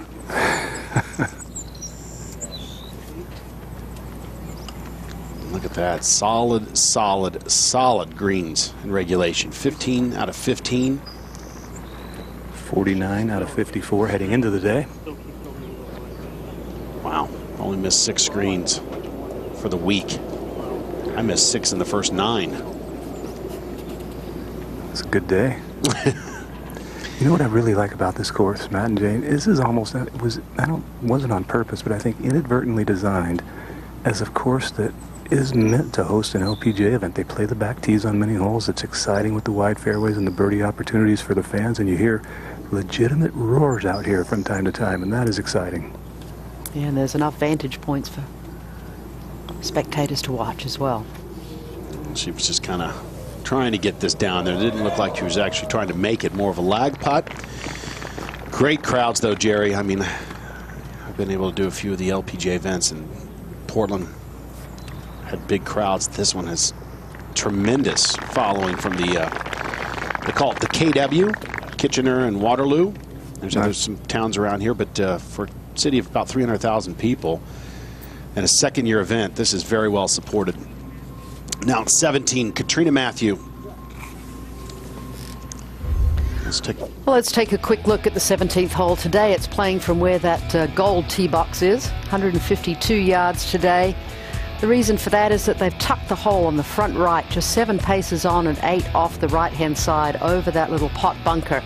And that sure brings the right-hand hazard into play for a wayward shot. Hole today located, as I said, just 7 paces on. Katrina Matthew with a 7-iron, and this is right at it again. Well, that's a tough putt. It's pretty quick going down the hill. Right over the flagstick, Kelly, but about 25 feet above the hole. She needs birdies. Probably going to need at least 2. 17 and 18, which is very reachable. Now, speaking of needing birdie, Hee-Young Park to get within 1 of the lead. We said that on the last hole. She was able to make it. This one seems to have her and her caddy, Kylie Pratt, a bit perplexed. They've taken a real long look at it. I'm having a hard time seeing much in it as well. Did it come from both sides? One looked like it would fall right. The other looked like it could actually move a little left. So, Jerry, did it come down to the flat of that bowl? So is it now just past hole high, just a fraction past hole high from the fairway? Okay. Well, she looks like she's not playing hardly any break. I would think it would want to move to the right at the very end. That's the lowest portion of the green. Stay up. All right, walked it in. 1 off the lead. She's hung in there all day. 4 under par and around, 24 on the tournament. Just 1 behind her playing competitor, Angela Stanford, as they go over to the 16th hole. We only have 3 holes for our leaders left. And it'll be really interesting to see what happens over the next 30 minutes. Final round.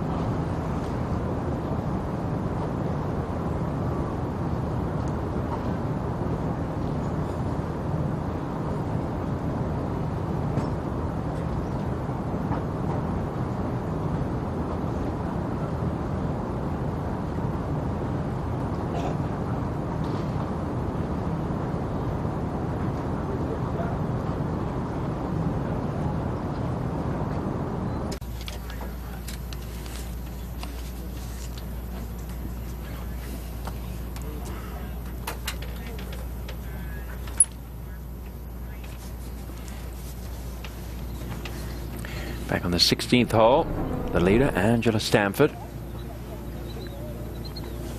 Just as calm as can be right now. Sun behind the cloud. Absolutely ideal conditions. And she is playing some ideal golf, Tom and Jane. That is a good spot to be approaching this hole location from.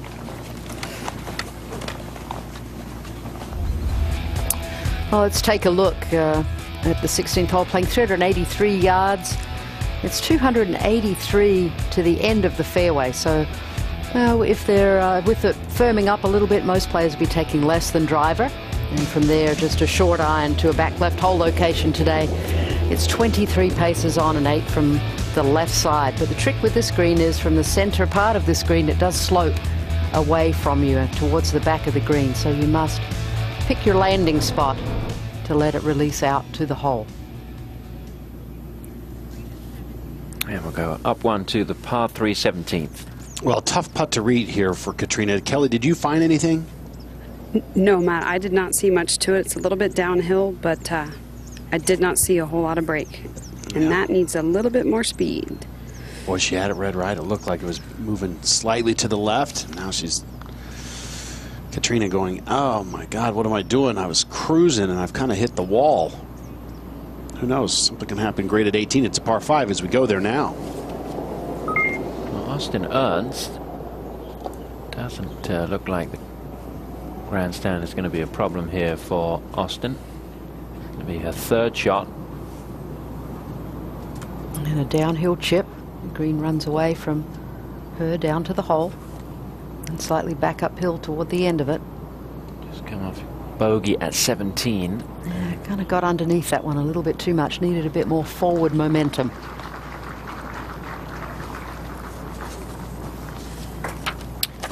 Well, we have a moment. Let me remind you about tomorrow evening on Golf Channel. There are only 2 episodes left of Big Break Mexico, and you can see the conclusion of that match between Lieberlei and Brent, which was very, very exciting. I was there, of course, for it. Big Break Mexico, Monday, 9 p.m. Eastern. Who will advance? Will it be Lieberlei? Will it be Brent? You'll find out Monday at 9. Hee Young Park will be first to play here at the 16th, still very much in the hunt for this golf tournament. Oh, yes. She'll have 133 yards from that first cutter rough. It's a good lie, but this is the one hole of so many of these greens, Jane. You really wanted to be in the fairway to maximize that spin with the green that slopes away. Yes, that's going to make her job just that little bit more difficult. Yeah, trying to see if there's any breeze. There's not much at all at the moment, Jerry, is there? Flag's not moving. Yeah. My hair's not moving. Trees aren't moving. And you can hear people speak from 200 yards away. It is calm as can be.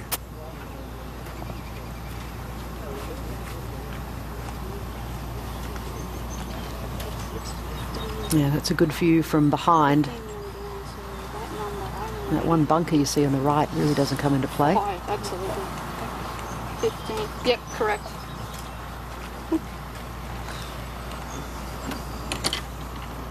Okay, good focus.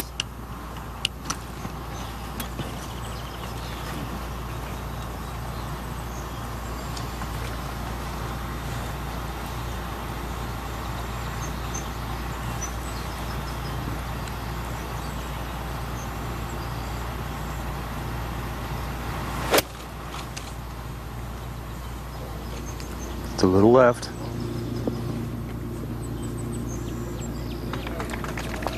Still going to give Hee Young Park a chance to get to 25 under par, which is the leading score at the moment. Angela Stanford could well make a birdie here.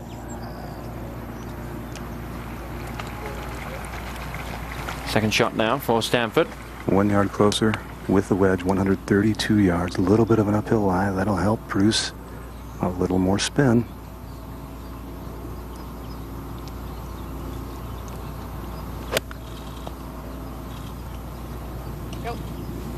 Just left of the hole. Asking for it to go. It was ample length for Stanford. 2 birdie chances coming up. Angela Stanford leads by 1 at the Manulife Financial LPGA Classic.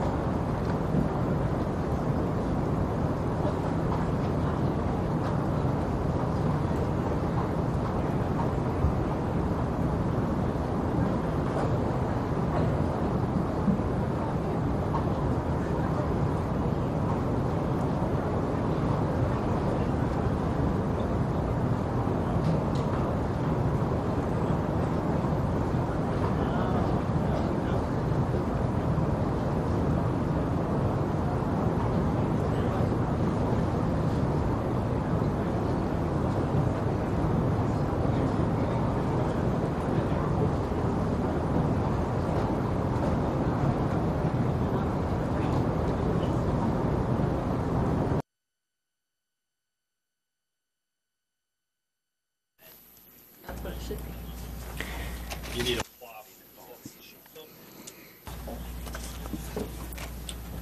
Jane is back. Ollie, Jane's back. Back at the 16th hole, both Hee Young Park and Angela Stanford have chances for birdie here. Stanford has a one-shot lead.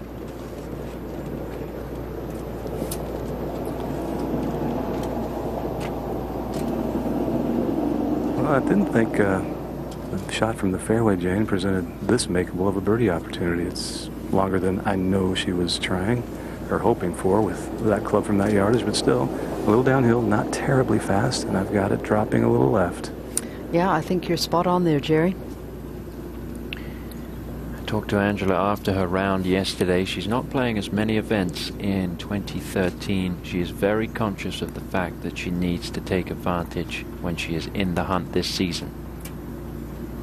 She hit it? Oh, it was almost there.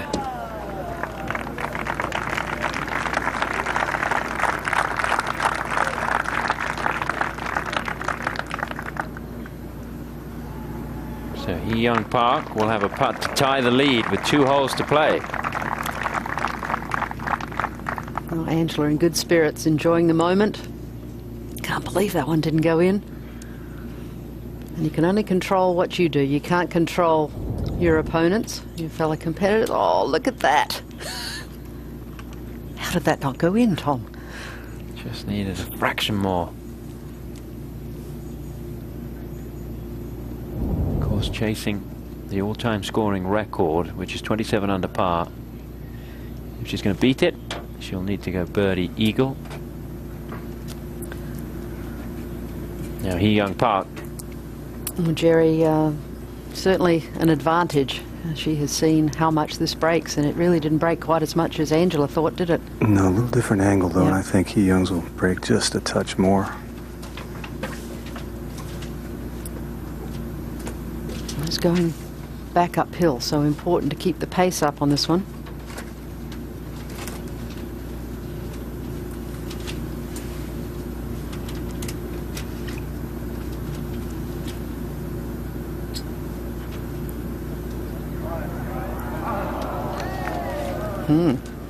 That was a fooler. Turn them on silent if you're going to do that, guys. Right in their screen. Opportunity gone begging there. I heard the marshal there speaking to somebody in the gallery, maybe disturbed by a camera. Austin Ernst now for a birdie at 18.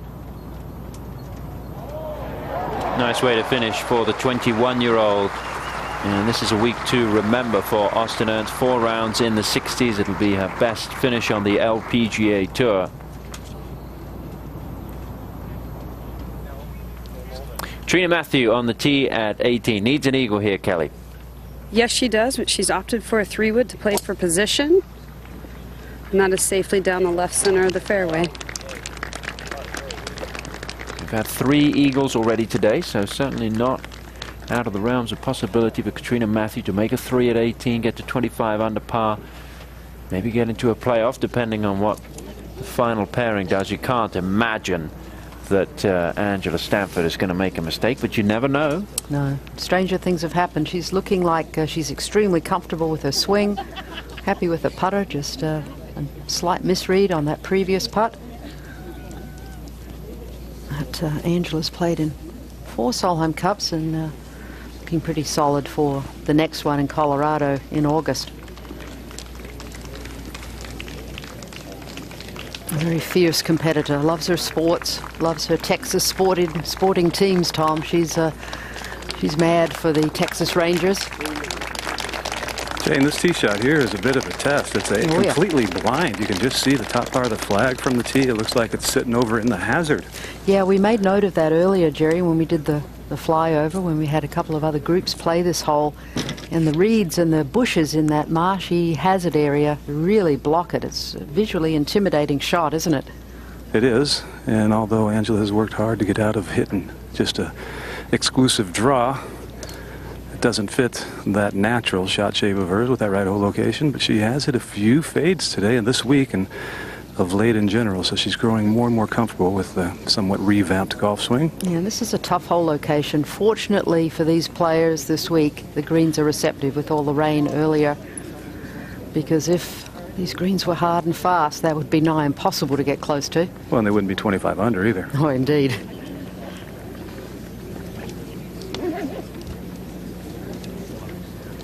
Three players in the 20s, 25, 24, and 23. And they're right here. And Young Park will have the honor, Jerry. She has comfortably worked the ball just gently both ways today. And the little baby fade is a very comfortable shot as well. I believe this is 7. I'll let you know in a minute.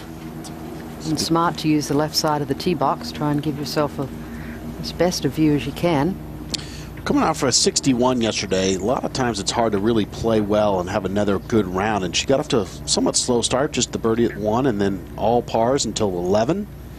It's hard to stay patient, too, when you filled it up all day yesterday and having a hard time getting them to drop today, but this has potential. Yes. Awesome shot, Jerry. About 4.5 feet. It was a 7-iron. She's birdied 2 of her last 3 holes. That'll be for another birdie. And let's go up to 18. And Katrina Matthew now with her second shot. From 230 yards, the ball is slightly above her feet.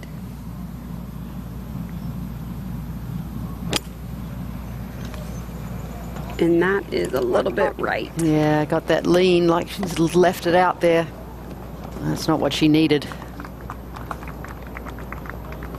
Not that she can't chip it in, but that's certainly, the odds are not in her favor. Katrina Matthew 2 shots back. All right, back at the tee at 17. Here's how it is played. Just 5 birdies. Of course, her fellow competitor just hit it in there less than 5 feet. Toughest hole in the golf course. Can she answer? That was 7-iron as well. A little bit of a fade, decent line. Like it? Oh, it hit firm. Boy, it landed. She doesn't have that ball flight, Jerry, like you were talking about yesterday, that comes in high. So it landed right at hole high. Went off to about 25 feet. So Angela Stanford, who leads by 1, could be tied at the end of this hole.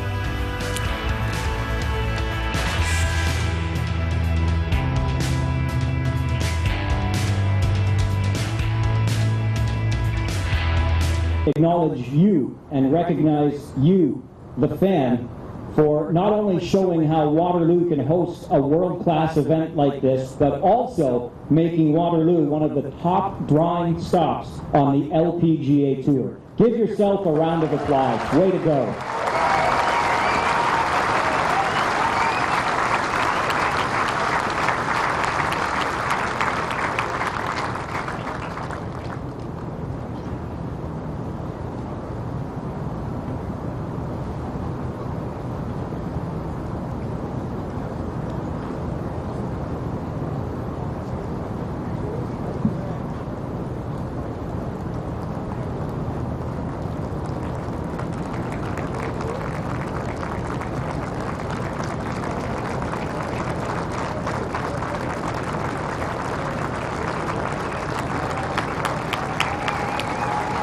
Ladies and gentlemen, Katrina Matthew.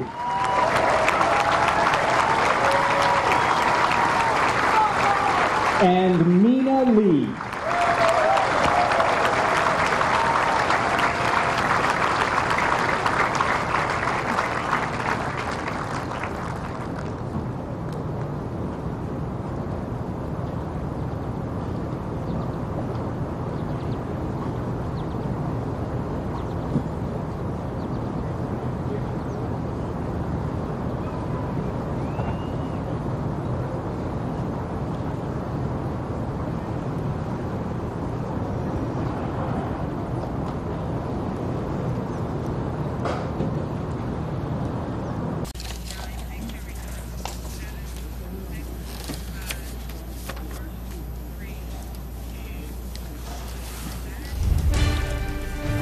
Golf Channel and the LPGA Tour bringing you the conclusion of the Manulife Financial LPGA Classic, the second playing of this event.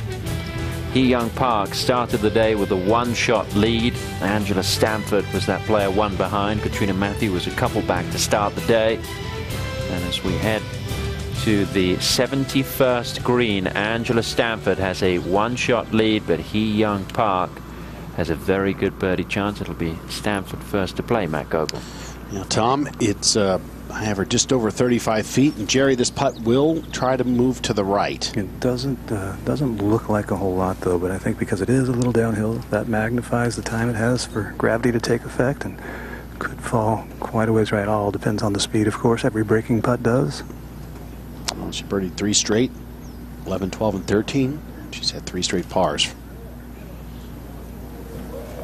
All right, pretty good lag. I think she probably thought she had a little bit better shot than what the result was. It landed about 5 feet from the hole. Let's go to 18. And the third shot for Katrina Matthew. She's got a bump and run going up the hill. Should be trying to slide to her left, and that needs a little bit more speed. Yeah, it looked like a little bit of rough turf area. Pretty thin. She didn't really catch it quite as she wanted to. So it looks like Katrina Matthews' race is run. All right, over at 17 now. Hee Young Park for a birdie and to tie for the lead. Jerry, there's not a whole lot of movement in this. It's just right at 5 feet, isn't it? Yeah, it's slightly uphill, maybe just a fraction left of center, but if you start at center with any speed at all, it can't miss, I don't think. What's funny is we talked about her and her caddy having the pack not to look at the leaderboard no matter what. It would be almost impossible right now not to know where you are. There's leaderboards everywhere coming in, and you can sense from the excitement in the crowd that they certainly know. Well, I certainly would want to know. There's only been 5 birdies today at 17, 8 bogeys and 3 doubles. So it's the hardest hole in the golf course. Can she make this to tie for the lead?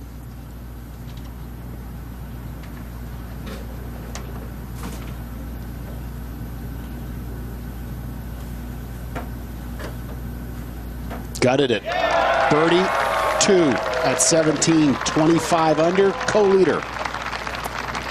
Well, Matt, that's a quality golf shot under pressure and a quality putt. Showing great nerve is young Hee Young Park. 3 birdies in the last 4 holes. That is bringing it home. She's obviously will have the honor on the tee on 18. If she put it in the fairway, put a little pressure on Angela. This is not much more than 2.5 feet here. Okay, so it comes down to the 18th hole. A reachable par 5. What an exciting finish. And even though there's a good smile, there is some nerves right there. That's great as we go to 18. Well, Katrina Matthew has this for a birdie. Breaking a hair to the left. It's going to be a par, I'm afraid, for Katrina Matthew. After she lost in a playoff at the Wegmans LPGA Championship, she told us how her youngest daughter, Sophie, keeps telling her mom not to come home unless she has a trophy. But I'm afraid Sophie is going to have to wait a few more weeks. Katrina Matthew, very unlikely to win this golf tournament. You can't imagine that Stanford and Park are both going to make double bogeys. Yeah, she just got a little tentative there at the end, Tom. Those last 3 or 4 holes. They approach this 18th hole, and a fun finishing hole being a par 5. All sorts of permutations in the offing here.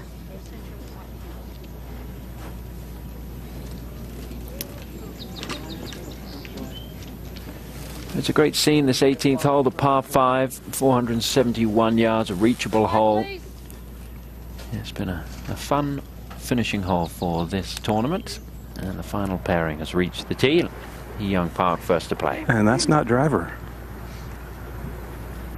Maybe a little surprising. I don't think I've seen a player club back on this tee yet this week. Yeah, it's really started to firm up. We've seen a number of balls bounce pretty hard on this fairway. I still think 286 was out of reach, which is the end of the fairway. That's going to be fine. She'll still have a chance to get there, no question. Now, let's have a look. We'll do the flyover here, measuring 471 yards this hole. It is 286, as Jerry said, to the end of this fairway. And, you know, if you're game, you can test it. And you'll have a much shorter shot in. But either way, it's pretty reachable. Hole today is located on 15, right in the centre. And certainly accessible, and anything can happen on the 18th. Are we going to see an eagle or a birdie out of one of these players? We've had 3 eagles so far today on 18. And I think Angela Stanford would dearly love one of those, Jerry. Well, she had the 3-wood out from the get-go, and then after checking the wind, standing there discussing it with Dan, switched back to the driver.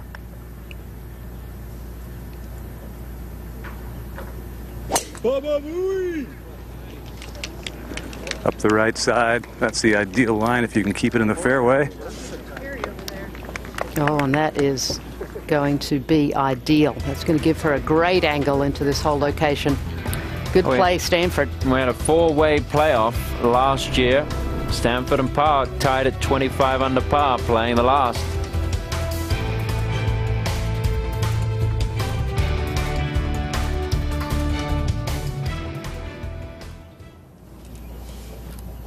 Love a playoff. What's that? I don't. I have a plane to catch. You can take my seat. Yeah, would you just go away? You got no shot at that 8:30 flight anyway. It's not 8:30. It's delayed till 9:23 now. Oh, now you got a chance. So you should have won a 50-minute playoff. It was 8:55 initially. Now it's 9:23. What do you mean I have no shot? Is Matt gone now? Yeah. Oh, yeah. The Global Express is already fueled and waiting. The only problem is it's going to Kansas City. Oh, it is? That's Minneapolis. You are? Oh, you lucky boy. Are you kidding me? What's that? What did you say? Nice, dude. Nice.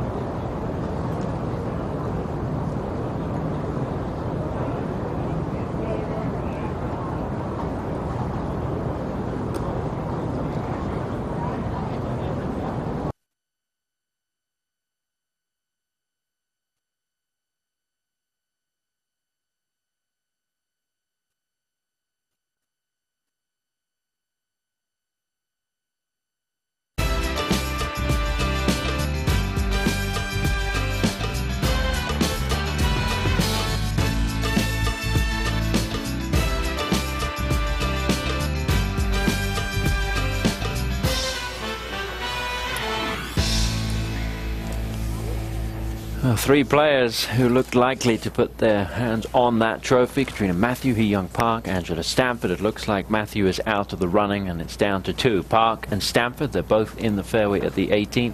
And Hee Young Park will be first to play. From 212 yards front to 27 hole. She carries a 3-wood and 2 hybrids. This looks like 3-wood, Jane. A little bit of a downhill lie. Makes it tough to turn it over, which would be the ideal shot to try and get it somewhere in makeable range. I'm not sure she's thinking that right here. Just get it safely aboard. If she can start it at the Golf Channel Tower. That's right edge at best.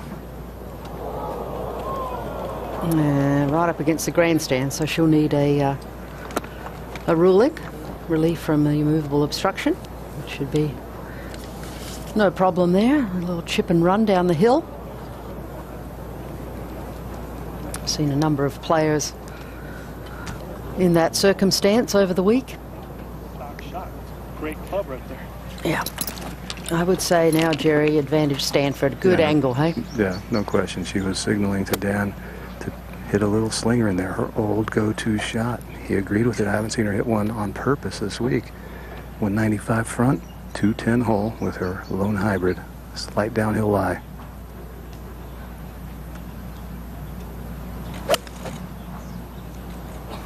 Oh, is this on a promising line? Oh, sit. Okay, that's a great play.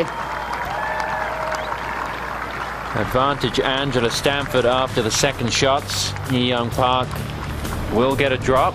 Angela Stanford will be putting for eagle. Hee Young Park will be chipping for eagle.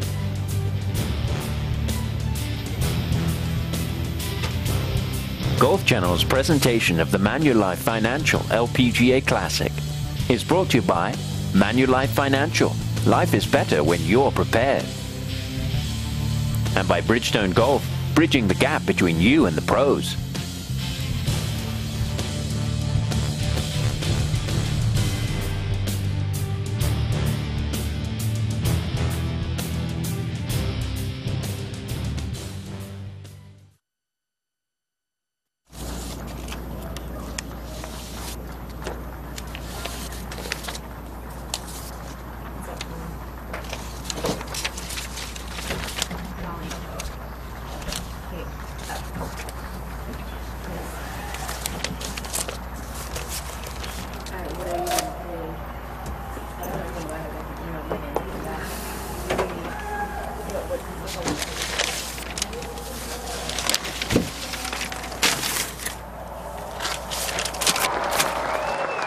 And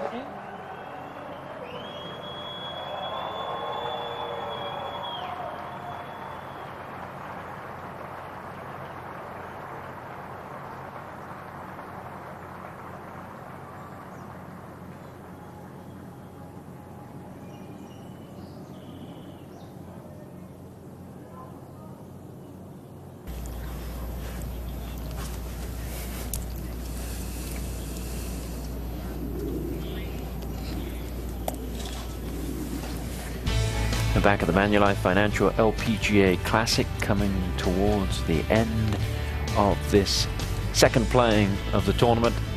We've got two players tied at the top. Hee Young Park has knocked it up against the grandstand on the right side of the 18th hole. And should be a pretty standard drop here, Jane. Yeah, just try and find the point where the obstruction does not interfere with your stance or swing, and then the club length there from that point. So I would expect that there's an LPGA rules official close by. Very close by. Bo Reams is on the scene. He was the lead official this week, did the advance.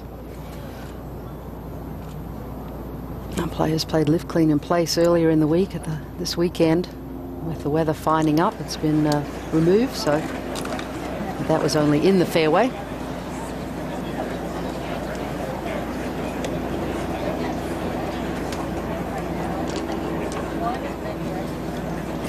Must be no nearer the hole.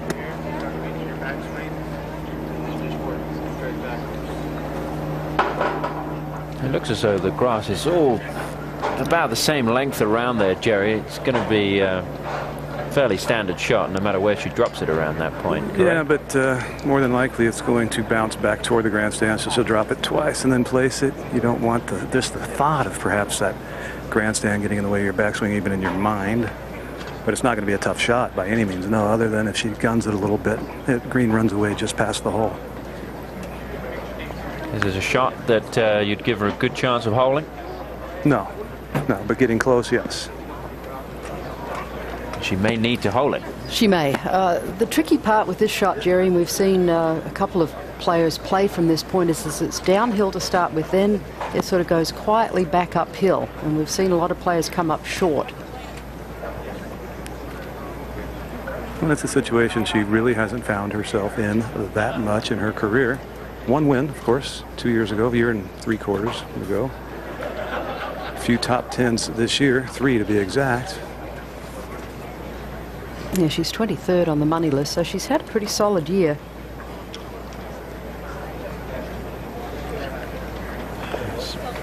This is only the second time that she had led going into the final round of an LPGA Tour event. The first time was the CME Group title holders that she won back in 2011.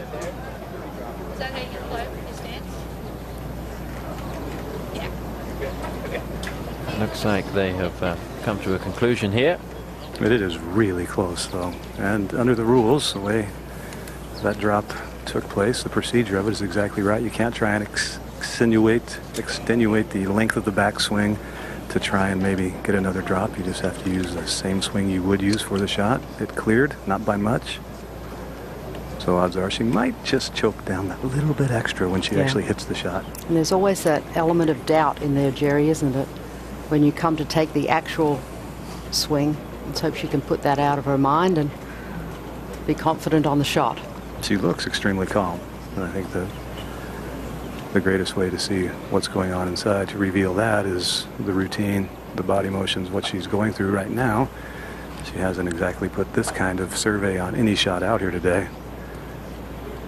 But the situation is much different as well. Yeah, it's a pretty crucial shot. What a setting, too. This is awesome. It is an amazing scene. Look at all those people. It's so well supported. So many volunteers as well. It's a great atmosphere. I know the players appreciate it. It had over 1,200 volunteers, which is about double what they usually have for an LPGA Tour event. They had to turn them away.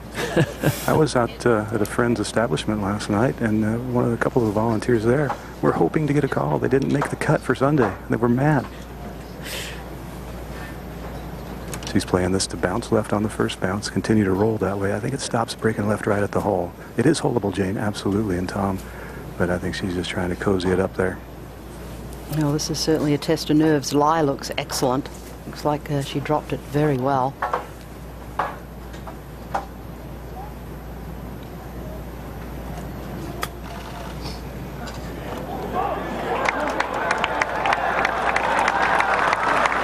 Not bad, but not stone dead, that's for sure. And that'll be a bit of a tester coming back.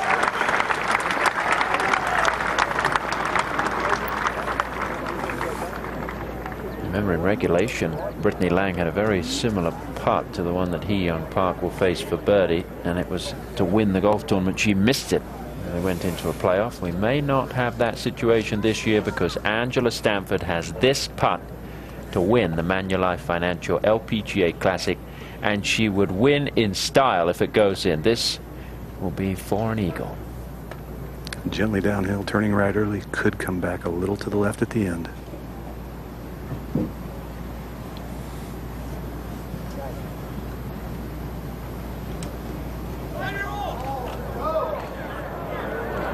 Full to right from the get-go. Yeah, she didn't take a whole lot of time. Obviously, she was pretty confident in the read.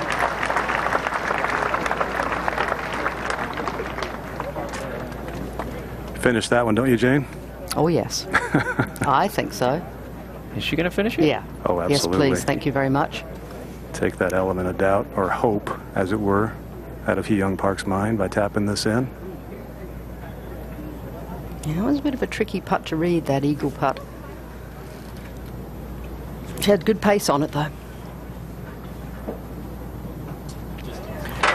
26 under par, one off the low-scoring record for the LPGA Tour, but will it be good enough for Angela Stanford to win? Hee Young Park has a putt to force a playoff.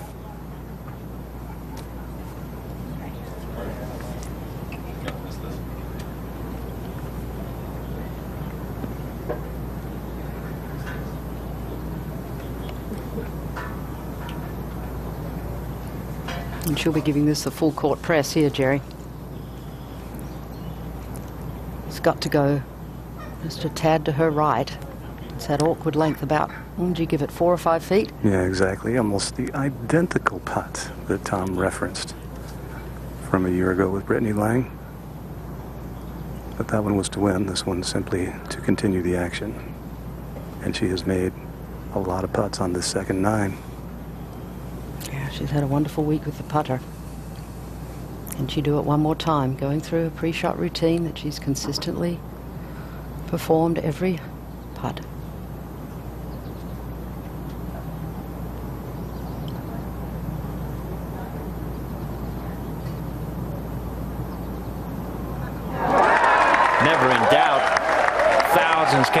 watch the golf today, and they're going to get extra holes.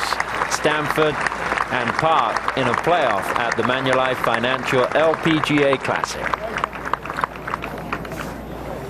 For the beginning of the week, if you told me that Park was in a playoff, I would have probably assumed it was in B, but it is not in B. It is Hee Young Park trying to win for the second time. Angela Stanford going for her 6th LPGA Tour victory. You would favor Stanford, would you not?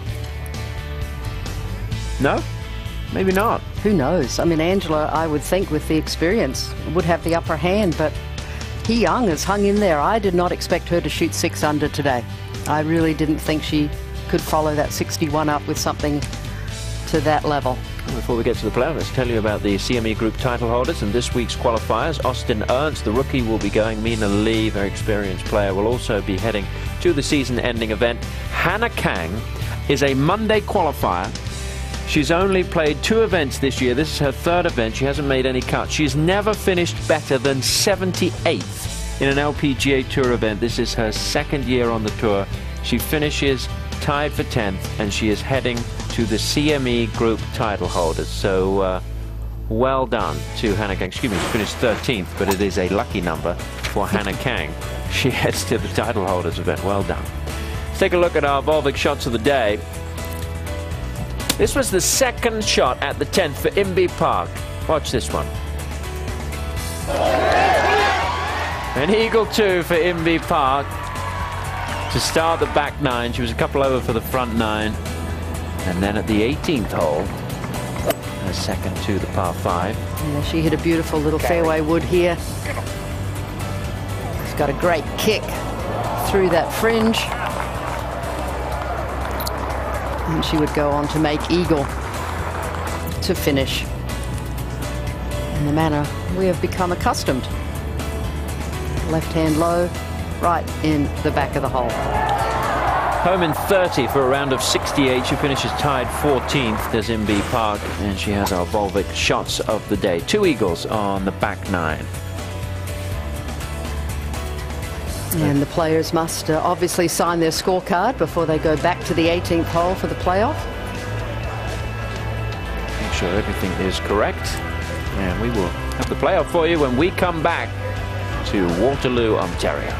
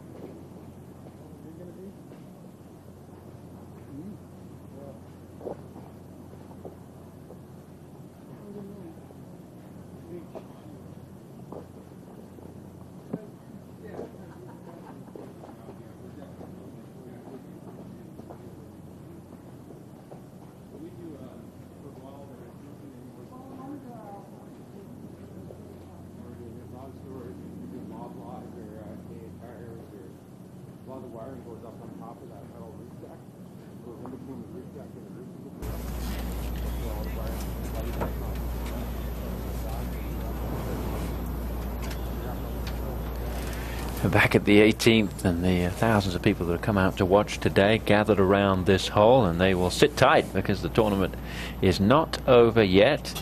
Angela Stanford and Hee Young Park just signing their cards, and in a moment they will walk out and jump in those 2 golf carts, head back up to the tee. And you can't help be impressed with the quality of the finish of Hee Young Park. Birdied 14, 15, 17 and 18. That's bringing it home. That's impressive stuff. Well, there was a playoff last year in the inaugural playing of the Manulife Financial LPGA Classic. Brittany Lang had this to avoid a playoff. This was to win the tournament. And this came off the heel and went hard left. That was not a stroke she can be proud of. So Brittany Lang, Imbi Park, Hee Kyung So, and Chella Choi would all head back to the 18th tee. Brittany Lang on the second playoff hole had that birdie to stay alive. And then she had this to win on the third playoff hole. And she nails it for her first LPGA Tour victory.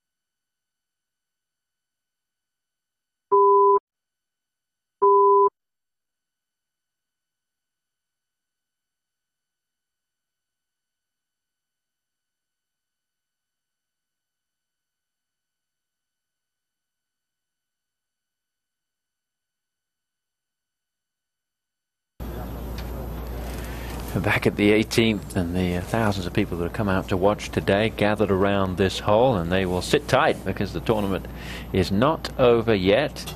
Angela Stanford and Hee Young Park just signing their cards, and in a moment they will walk out and jump in those 2 golf carts, head back up to the tee.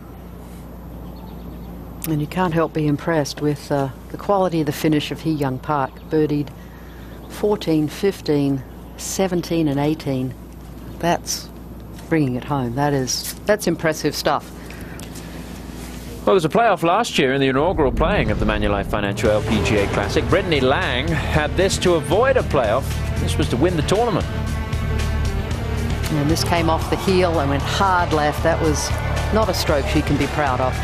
So Brittany Lang, Imbi Park, Hee Kyung So, and Chella Choi would all head back to the 18th tee. Brittany Lang on the second playoff hole had that birdie to stay alive. And then she had this to win on the third playoff hole. And she nails it for her first LPGA Tour victory. Brother Luke on the bag. First player from Duke University on the LPGA Tour won. It was a long time coming for Brittany Lang. That was a great victory. And it's funny, Tom, when you have problems with that first putt with that length, then she kept getting them. Exactly the same length. Unfortunately, Brittany Lang did not make the cut. She missed it by 1. It was a low cut here, 3 under par. And Brittany finishing at 2 under. So there they are. Hee Young Park and Angela Stanford. Hee Young Park, who you mentioned that finish, Jane, it was a round of 65. Go back to the opening hole, and the first birdie of the day came at the first. Yeah, and you just wondered if she could keep this hot putter going. Kind of stalled a little bit in the middle of the round, but then hit some quality shots into the greens, followed up with quality putts like that. Ishmael birdie at 11, and that birdie at the 14th. Then at 15, another chance for birdie.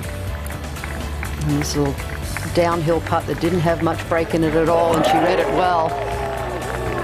Another birdie starting to put the heat on Angela Stanford. This was a really crucial putt. And what a great shot to get to that point. Not an easy shot. That was to tie the lead.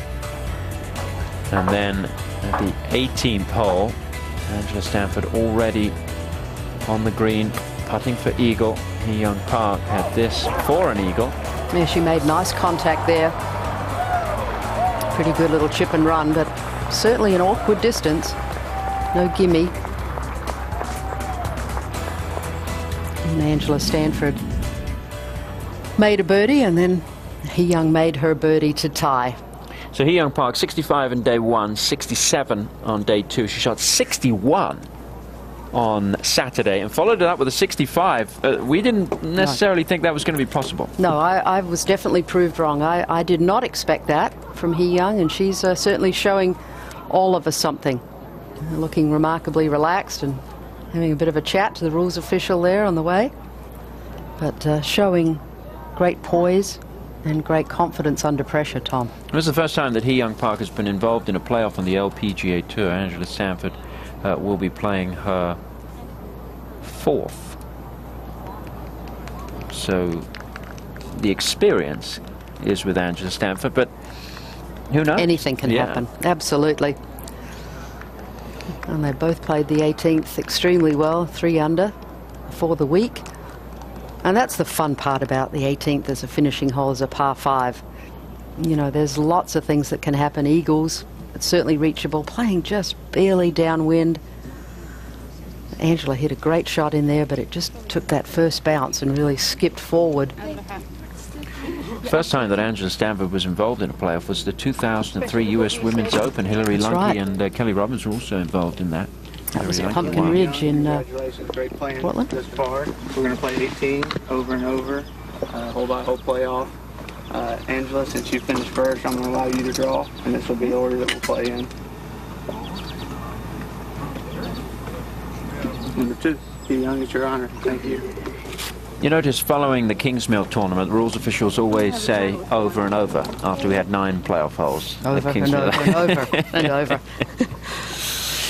Over that 4 of the last 5 holes birdied to force the playoff. And as we head into the playoff, Hee Young Park, Kelly Keeney will call Hee Young Park shots. Jerry Foltz will be looking after Angela Stanford. And choosing the same club that she used off the tee in regulation. I think that's a smart play. I mean, she hit 3-wood off the tee in regulation, was able to make a birdie, so kind of going with the same game plan in the first hole of the playoff. I think it's an advantage to be the first one hitting in a playoff because you have the opportunity to set the pace and set the tone for the playoff based on your tee shot.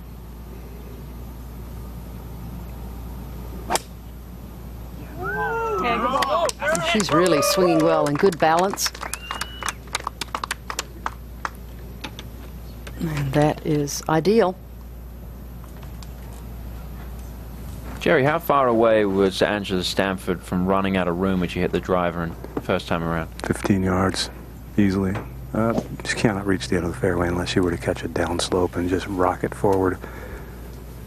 And there was just a hint of a breeze, a small hint during regulation. Nothing right now. Sticking with the aggressive play. Not really aggressive. I think it's the right club. She was 17 yards closer to the hole. This one, though, different line. Going to be safe, but a longer second shot. Yeah, that's not the ideal angle for this hole location, which is kind of tucked behind the bunker from her angle. Stanford v. Park in a playoff here at Grace Island.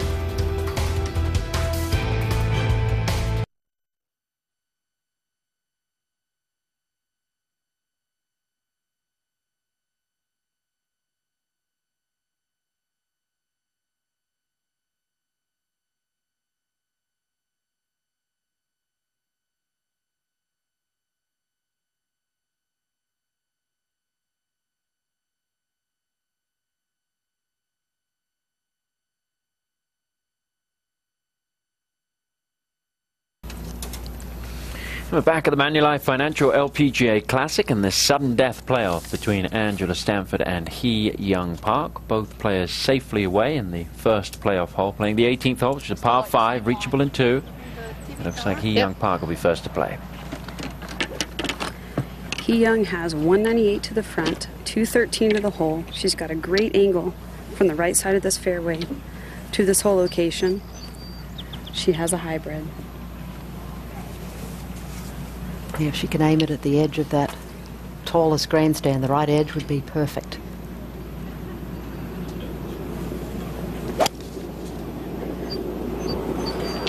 And this is a great looking shot right at it.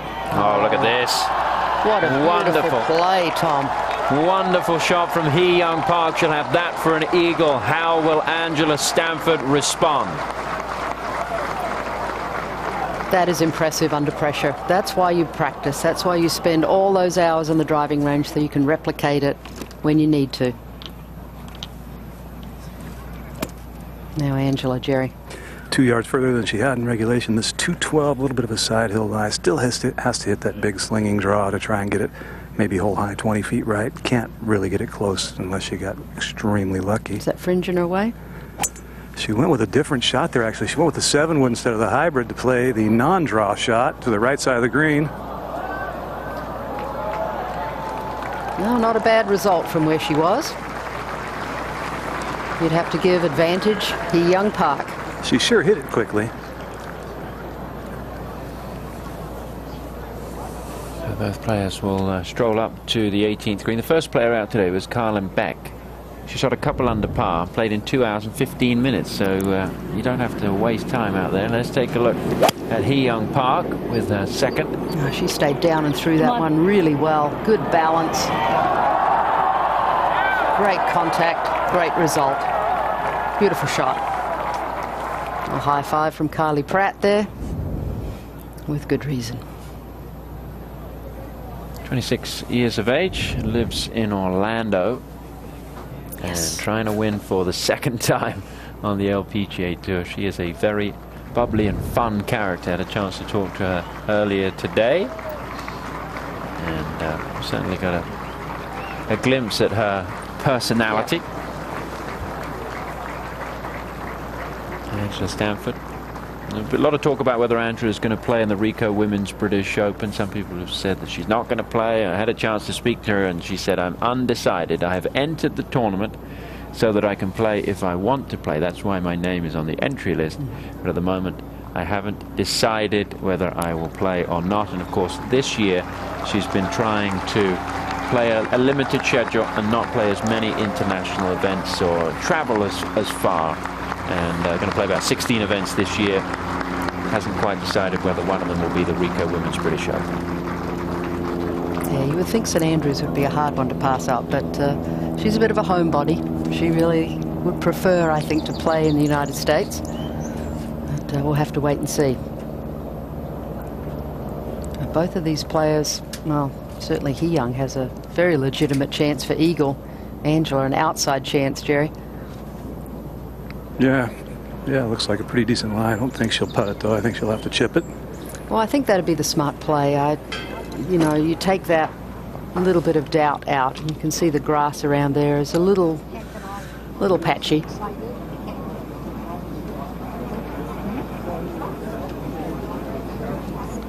Yes. It looks like it might be sitting down a tad, and I don't think the putter you'd be able to really get good, crisp contact. So you can see opting for the sand wedge.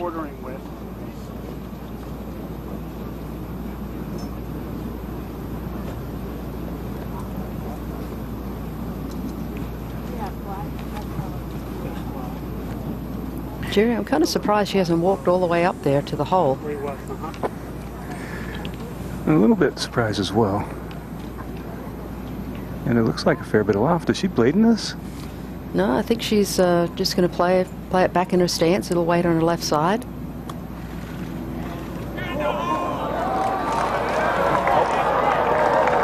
And a very similar result to He Young Park's, perhaps a little bit closer. But she might have learned a little more from He Young's in regulation. Okay, so Angela Stanford has that for a 4. He Young Park has a putt to win. And she would win in style. It would be an eagle 3 in the first playoff hole. Kelly, have you had a chance to eye this one? I did get a good look at it, and Angela's chip shot kind of confirmed what I saw. It should be swinging a little bit to her left, and she got a good look and a good judge of the speed based on Angela's chip.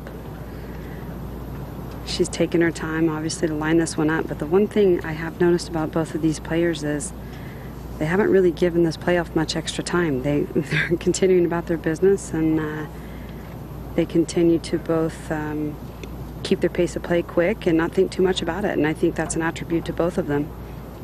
Yeah, I couldn't agree more. You want to stay in that same routine that you've been executing all week.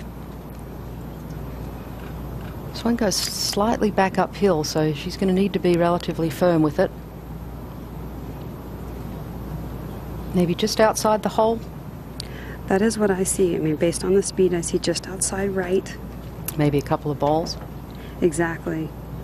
All right, this to win.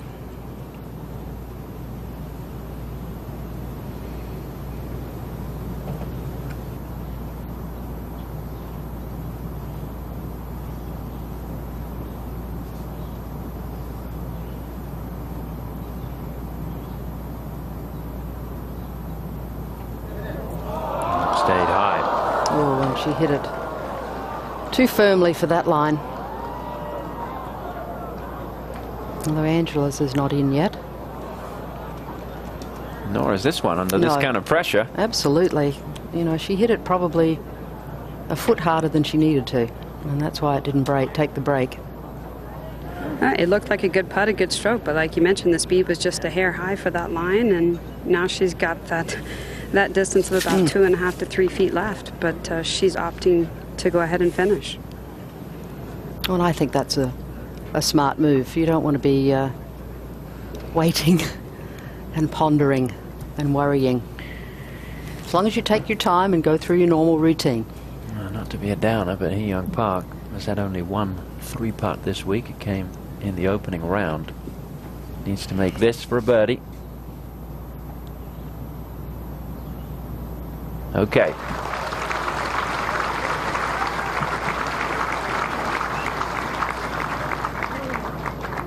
And now Angela Stanford must make her putt to continue the playoff.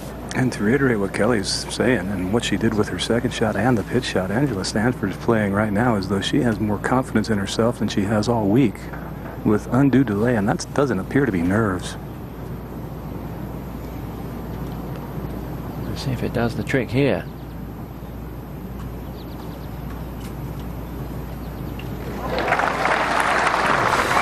They will go back to the 18th tee. They will continue to play the 18th hole over and over. We won't use any other holes in this sudden death playoff. It is Stanford versus Park. We'll be back in a moment.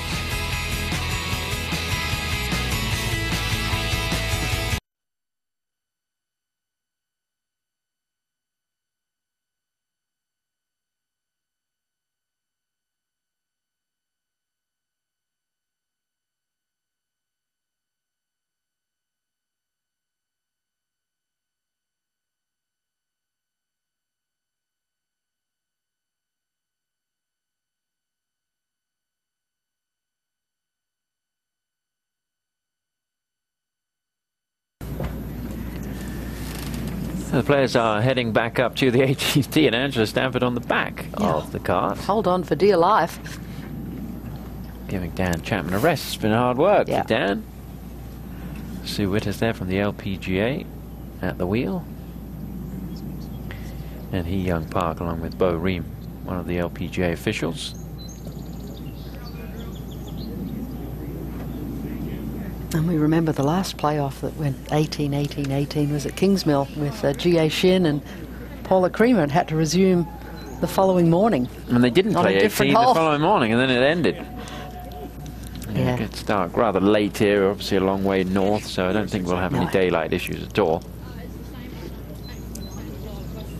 Well, let's hope it doesn't last another 2.5 hours. Let's hope it does. This is fun. Jane has got to get to London tonight. There's flights tomorrow. Anyway, that's besides the point. London, England, not London, Ontario. Yeah, so that London, wouldn't take very long at all. Yeah, that'd be just down the road. And that looks like Hee Young opting to go with the exact same club, Kelly. Smart play. She is continuing to keep her same disposition on this hole and keep her game plan regardless of regulation or first hole of a playoff. Now it's the second hole and she's sticking with the same game plan, and she's gone birdie, so I don't see why she wouldn't. Yeah, and she's really swinging well. Just getting a little final confirmation there from a caddy. Trust your line.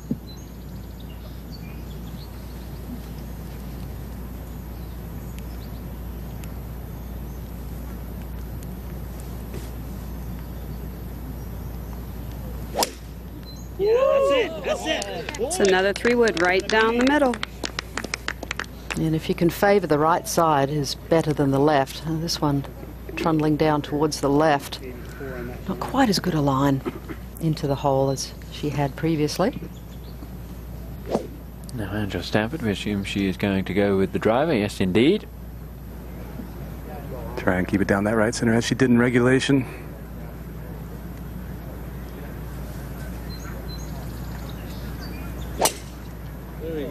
There are no doubts in that golf swing right now. This will low bullet up the right center. Will ricochet to the left side by the time it stops. Yeah, about the same distance as Hee Young Park's 3-wood. So we'll take a quick break and we will return to the Manulife Financial LPGA Classic.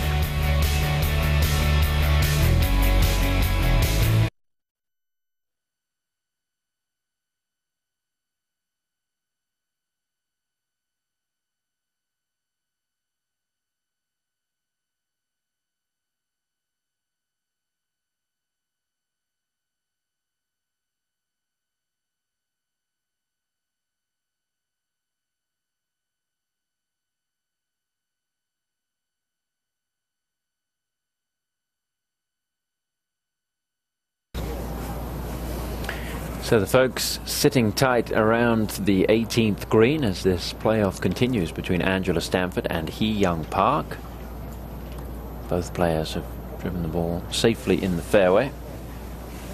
Second playoff hole, and they both made birdies the first time around.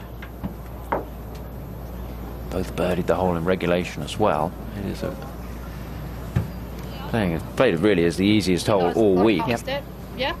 Okay, yeah. Just figuring out who's first to play. Who is first to go? Is it Hee Young Park, Kelly? Yes, it looks like it is Hee Young Park. I mean, by a mere inches, based on the angle.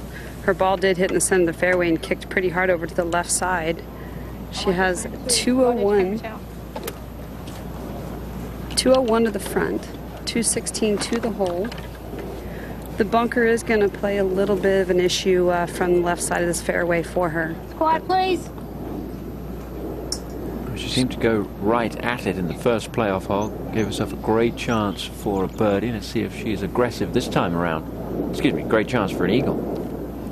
If she can aim it at the Golf Channel Tower, would be a good line. Take that bunker out of play.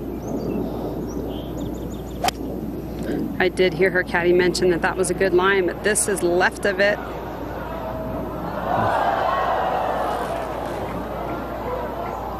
Oh, got a good bounce, just back fringe. I haven't seen too many players over there, No. Jane. She's pretty lucky that she carried the bunker. She could have been buried up underneath the lip, so a good break there. Now Angela Stanford. Same yardage, 201, 216. That looks like the 7 would be, not the hybrid. Yes, I would agree.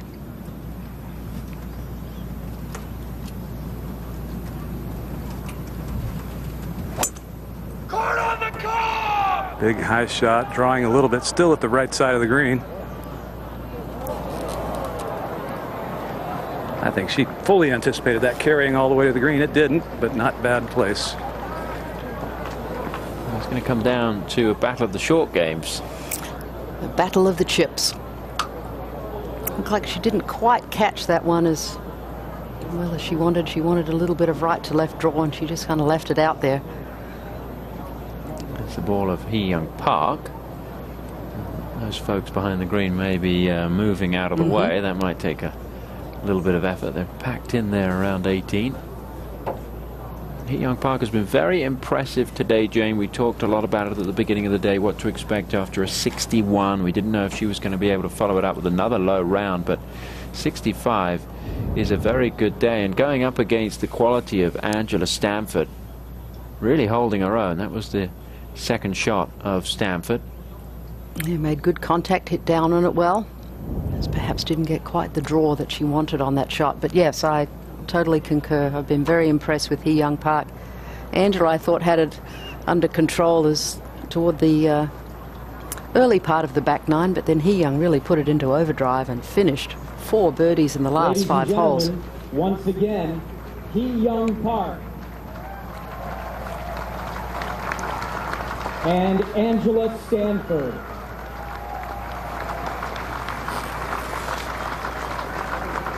On Angela's 13th year on the tour, just with 5 wins. And you really, I think, Tom, expect when you look at Angela's career for her to have won more than 5 times. She has lost a few good leads. I remember early in her career she couldn't really finish it out. We talked about, didn't we, 50% converting overnight leads in going into the final round and then going on to win. And we talked about it earlier as well, being probably the best player in the game not to have won a major. Aimi Isato is obviously a big candidate Bit of a for that. toss-up there, I think. And she's certainly not going to win majors if she doesn't play them. So I would expect her to go and play in St Andrews. I can't believe that she wouldn't, but hasn't quite made the decision yet. But that is not on her mind right now. She wants to get this thing done. She wants to be the champion. And when you're not playing, I mentioned it earlier, when you're not playing a full schedule, you've got to take advantages. And, you know, there are tournaments late in the year, like the Lorena Ochoa Invitational, with a very limited field. And Stanford knows, she's fully aware that a win here would really help her going forward. Well, a couple of different shots here. Stanford's looks like it's on fairly thin grass there, Jerry, and you know, could be a little bit difficult to make good contact. It is. It's a very tight lie, kind of soft turf underneath it. Not a shot you can get the club under, but it's not a shot that requires you getting the club under. It's just going to play back in your stance, a chip and run, maybe a pitch and run. Depending on your definition, you can use as much loft as you want to ensure that you fly it to the green.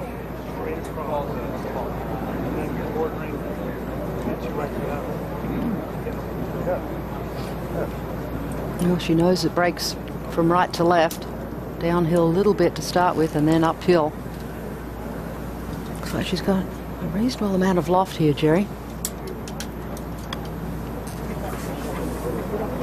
Good speed on that. Line's not bad either. Oh, good touch. She left it underneath the hole. It's a smart play.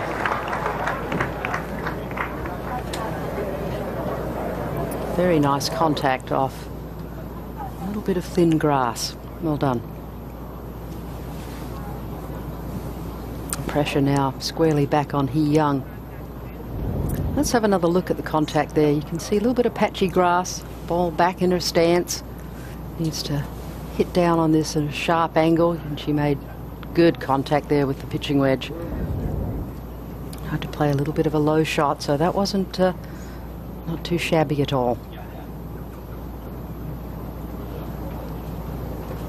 Hee Young Park chipping from the other side of the green.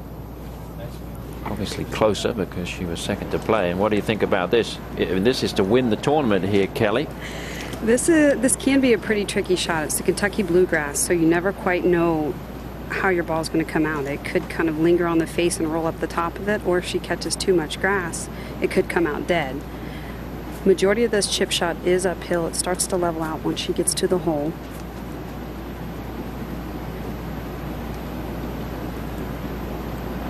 It looks like she's going to play kind of a bump and run and just let it trickle on out. Yeah, she's playing it well. The back of her right foot. Yes, exactly. She's going to utilize the green and let it run, and that needs to go. Oh, that turned out pretty good. I didn't think when she made contact that it was going to get all the way there. Good effort.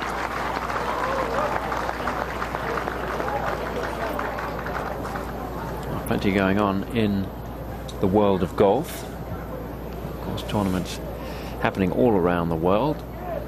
The Scottish Open was a pretty good finish. We'll have highlights of that for you coming up next on Golf Central, the John Deere Classic on the PGA Tour, and of course looking ahead to Muirfield next week and the Open Championship.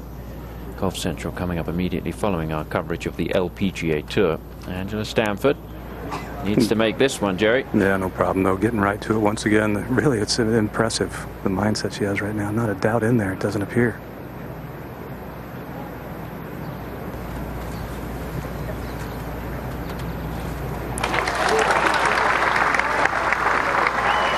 A birdie for Stanford.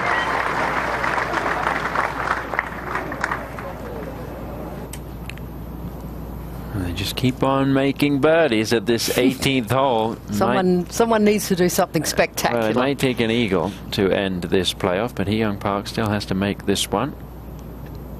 It looked pretty short here, Kelly. It is. It's just inside Angela's. It's got to be about 2.5 feet. I mean, both of these players are definitely doing what they need to do, making birdie on this hole every time they played it. Hee Young needs to obviously make this official and knock this one in. There's not much to it to make the trek back to the 18th for the third playoff hole.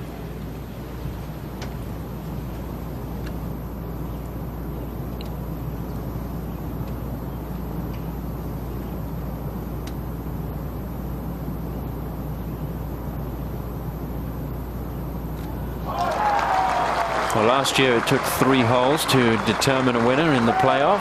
And we head back to the 18th tee for the third playoff hole this time around, but only 2 players involved. Last year we had 4 players at the beginning of the playoff. Angela Stanford against Hee Young Park here in Waterloo, Ontario. The folks gathered around this 18th. It's a wonderful setting. Very well supported event. Stanford and Park putting on a show. We'll be back in a moment.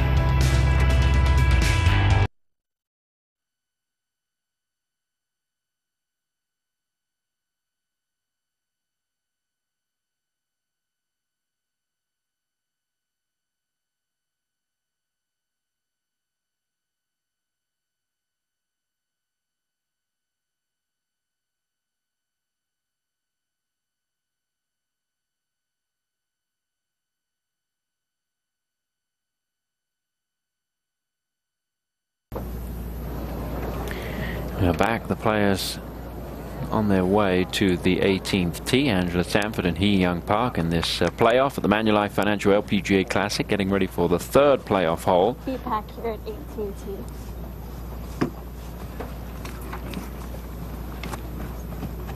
Both of these players are in the field at the Marathon Classic, so no problems about travel plans. I know that there are pro-ams going on tomorrow, but it's only about a 5-hour stand drive on the left, please. down to Sylvania, Ohio. As you can see, all birdies so far. And really no need to change the game plan here, Kelly. No, you're right, Jane. You know what they say, if it ain't broke, don't fix it. Exactly. And whatever she's doing right. So 3-wood again.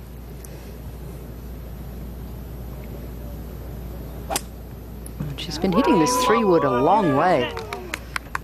Looking a little That's on the anxious. Is right it going center. left? No, it's right center. Perfect. Perfect. That's a really good angle. Yes, it is. She's going to like that one.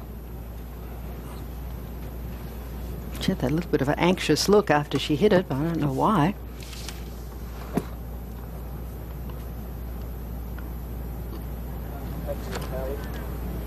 Angela going with the driver again.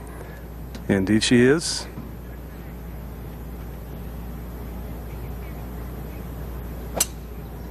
Took a little longer on that one. That's a much more aggressive line right. Maybe too aggressive? Oh my. Yes, Jerry, in big trouble by the looks of things. You probably got a better angle from there than we did. And that should have bounced left. That was a bad break on the bounce. Did it bounce right, Jerry? Well, it kept its line. There's a lot of slope there. Could have easily made its way back in the fairway. Any idea where it finished up? It's in the rough. It's right at the fairway, 4 yards in the rough. And more to follow, Tom. Yeah, well, we had the angle from the other side. It was tough to see where it finished up. Let's take another quick look. Looked like it caught the part of that tree. Angela Stanford really not sure. Well, earlier in the week there was probably a bit of water over there. You saw the hazard marker, but it's really been dry since the tournament began, so shouldn't be any problems. Jerry, you've had a chance to take a look. What's it looking like? It's about 3 yards into the primary rough. Not a very good lie, and with her shallow angle of attack and her normal swing, it's going to be tough for her to get this elevated enough to fly the fairway bunker in the distance and try and trundle it up onto the green. She might be forced to lay it, but I doubt she will. Well, it certainly looked a lot worse, didn't it, Jane, off the tee? It certainly did, yes. It looked diabolical. Angela Stanford with the first wobble, really, in this playoff. We've seen very good golf so far. Take a look at this hole, Jane. Yeah, let's have a look at the 18th hole. Plays 471. It's played as the easiest hole on the golf course this week. And it's 286 yards down to the end of the fairway. And you can see Hee Young Park opted for the 3-wood and has put it in perfect position. Angela with the driver just into the rough. And now the players will be approaching this green. Obviously no grandstands, a lot different look. But this hole is on 15 right in the centre. Very accessible hole location. We've seen great shots here so far today. Certainly is a very different setting now with all the folks gathered around, those grandstands behind the green. Angela Stanford with the drive down the right side in a bit of trouble, and maybe advantage Hee Young Park. Maybe this will be the break that she needs to win for the second time on the LPGA Tour.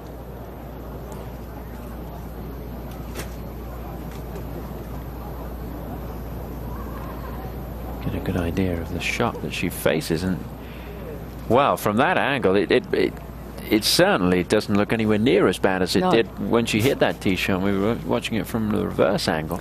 But we certainly can't see the ball from here, and she's peering down at it, Jerry, with a little concern. It's not the angle, that's the lie. Yep. You can see that big fairway bunker all the way down the right side of that fairway going towards the green. Hee Young's away. Hee Young has 219 to the front, 234 total. 10 out of 10 focus. So she's about 18 yards further than she was the last playoff hole. This looks like a 5-wood. She's got a much better angle coming from the center of the fairway to this hole location.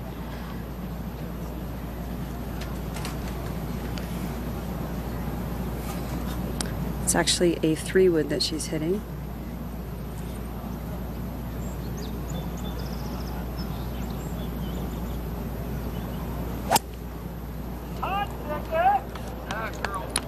This looks safely to the right center of the green.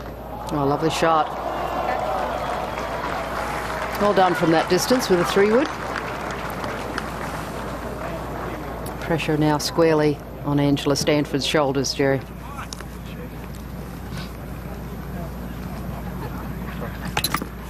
.200 front, 215 of the hole to lie. Mandates she has to hit the hybrid out of here. She's going to try and get steep with it, as you can tell from the practice swings. Try and maybe feel like she's coming over the top so you can get that club on the ball as cleanly as possible. It's not going to be easy, and if she doesn't pull it off, she might not carry this waist area to the right of the fairway. And she didn't. Yeah, good call there, Jerry. Obviously was worth the risk, she felt. Hindsight's always 20/20. Perhaps she now will be thinking, I wish I'd hit like a 7-iron out onto the fairway and taken my chances with the third shot. Jerry, are you surprised that she played that shot? Not one bit. Absolutely not one bit. If she pulled it off, it would have flown that bunker, a little cleaner contact, and ran all the way up to the front of the green, if not on. And at this time, it's probably the right time to do it. And she's scurrying up there to take a look at what she faces for the third shot. Meanwhile, Hee Young Park will be putting for an eagle. So very much advantage Park here. But Angela Stanford will be thinking, if I can get the ball up and down, you know, we'll force another hole. Let's take a look at the impact of Angela Stanford's second shot. Yeah, we can't even see the golf ball. And that's where you wonder if you had something with a little bit more of a rounded bottom, like perhaps a, you know, a little 9-wood or a Ginty or a little baffler or something like that might have gotten through the grass. And that particular hybrid that she has a fairly flat bottom. It's more of a really a true hybrid iron. So perhaps not as well suited to that shot. What's she looking at now, Jerry? I got 94, 109. Good line in the bunker. But, well, goes without saying. Extremely difficult to expect to get this one up and down. Yeah. I think it was Hee Young Park who had that shot of about 78 yards earlier in the round. 109, is that a better number from this kind of distance? Well, it's a number that takes out the explosion shot. Hee Young played a modified explosion shot out of that one earlier. I think it was on number 10. This, you have to pick the ball first. Some people try and play it way back and hit down on it to pick it first. Others try and catch it at the very bottom of the arc of the downswing.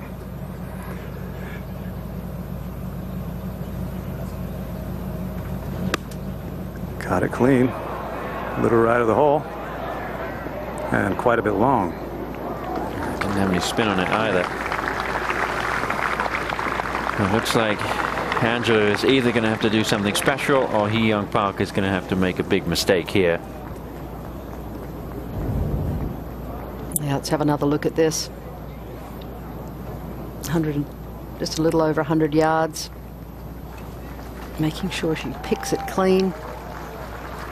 Comes in from the inside, and you can see it starts out quite a bit to the right with a little fade on it.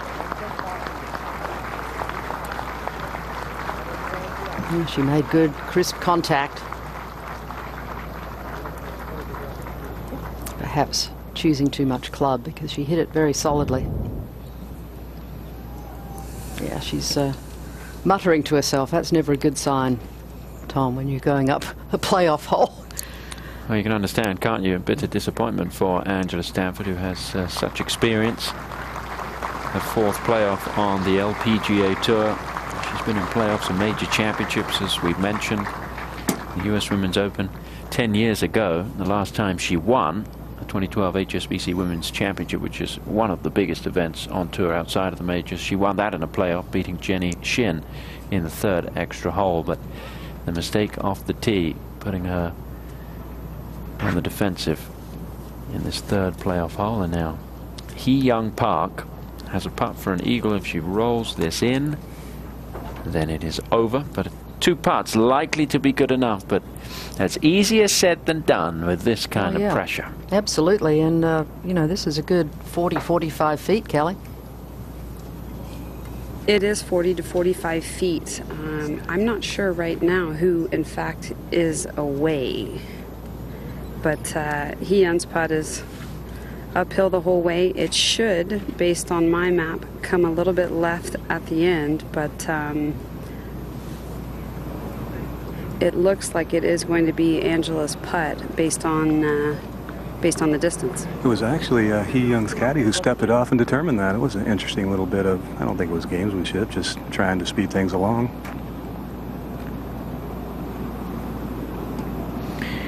So what do you do now if you're Angela Stanford, Jerry? Do you go for this one, try and make the birdie, or do you make 5 and let her make the mistake? No, you have to. You have to think this is do or die. This putt's not that dissimilar to the one she had in regulation for eagle. Looks to be a little bit of a double breaker, slightly different line, but she has to think in her mind this has to go in now. Of course, if you run it 10 feet by, it probably didn't have much chance to go in to begin with. No, you still have to. You still have to concentrate on good holding speed.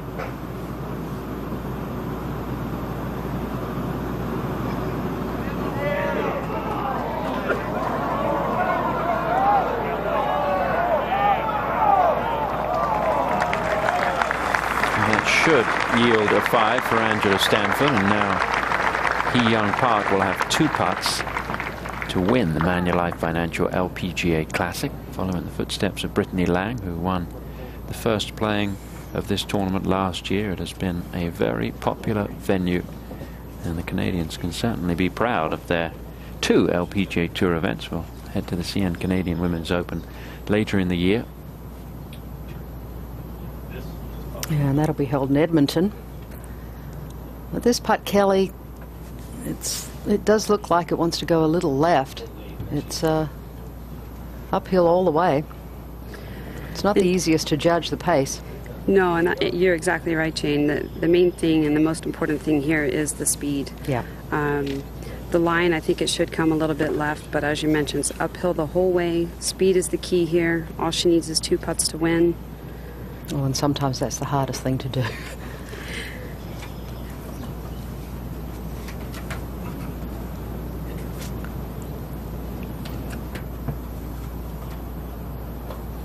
Keeping in that same routine.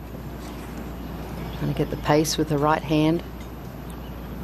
Visualize what she needs to feel in her stroke.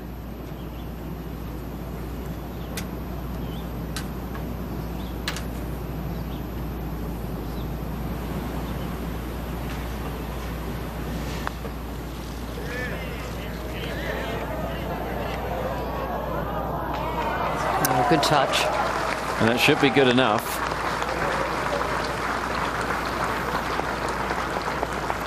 And Young Park can breathe a sigh of relief. Now Angela Stanford will be away. And Young Park, is she going to finish up here? What's going to happen here? She's going. Oh, I would do the same thing, Jerry. And Kelly, I think it's a smart play. Well, I agree. I mean, she knows what she needs to do. She's got about 1.5 feet left here. Just, again, a kind of a technicality, but that's a lot easier said than done at this point. But no need to make it any harder. Exactly. No need to marinate in it. Just go ahead and finish the execution and finish out. So this to win. And Hee Young Park wins the Manulife Financial LPGA Classic in a playoff, her 2nd win on the LPGA Tour. Ladies and gentlemen, our new Manulife Financial LPGA Classic champion, Hee Young Park. And let's have another warm round of applause for the great competitor in this playoff as well, Angela Stanford. And the celebration begins. And why not? It's been a very successful week here in Waterloo, Ontario. And the folks have certainly been delighted with some great golf. Almost record scoring. Remember, 26 under par got into the playoff. Ended up being Hee Young Park who walked away with it. Let's go down to Jerry. Thank you. With Hee Young Park, how were you able to stay patient down the stretch and birdie 7 of the last 8 holes you played? I mean, you know, getting closer, I can feel it. And then my caddy and I, you know, one of the rule was the never look at the scoreboard. And then I just instinctively feel that it's gonna be close, and then she just keep order like one by one shot, and then just have a look more target, get more simple, and then I keep trying to remind by myself, and then I think that was worked. Did you think that this one, with a few holes to go, that this one might have gotten away from you? Did you think you still had a chance with 3 or 4 holes to go? You know, like when I was like first several holes, like shot was pretty good, close, and then couldn't make the putts, and then it's gonna be done. I just tried to best on myself, and then you know, obviously I liked the back 9, and then back 9 just it worked, so I just keep trying, you know. The putting lesson from Ledbetter last week obviously worked as well. Congratulations on your 2nd LPGA victory. Thank you very much. You're welcome. You earned it. Guys? Thanks, Jerry. Well, a terrific win for Hee Young Park. Well done, young lady. Following up a 61 with such a great score today, 6 under for the day, and a victory in a playoff. And jubilation there from Hee Young Park. Win number 2 in her LPGA career. Well, it's been a fun week up here in Waterloo, Ontario. I'm sure Hee Young Park enjoyed it, but we all had a very good time. Next week it's the Marathon Classic. Coverage begins Thursday at 2 p.m. Eastern Time. Angela Sanford comes up just 1 shot shy. Wasn't able to pull it off. Maybe next week, we will see.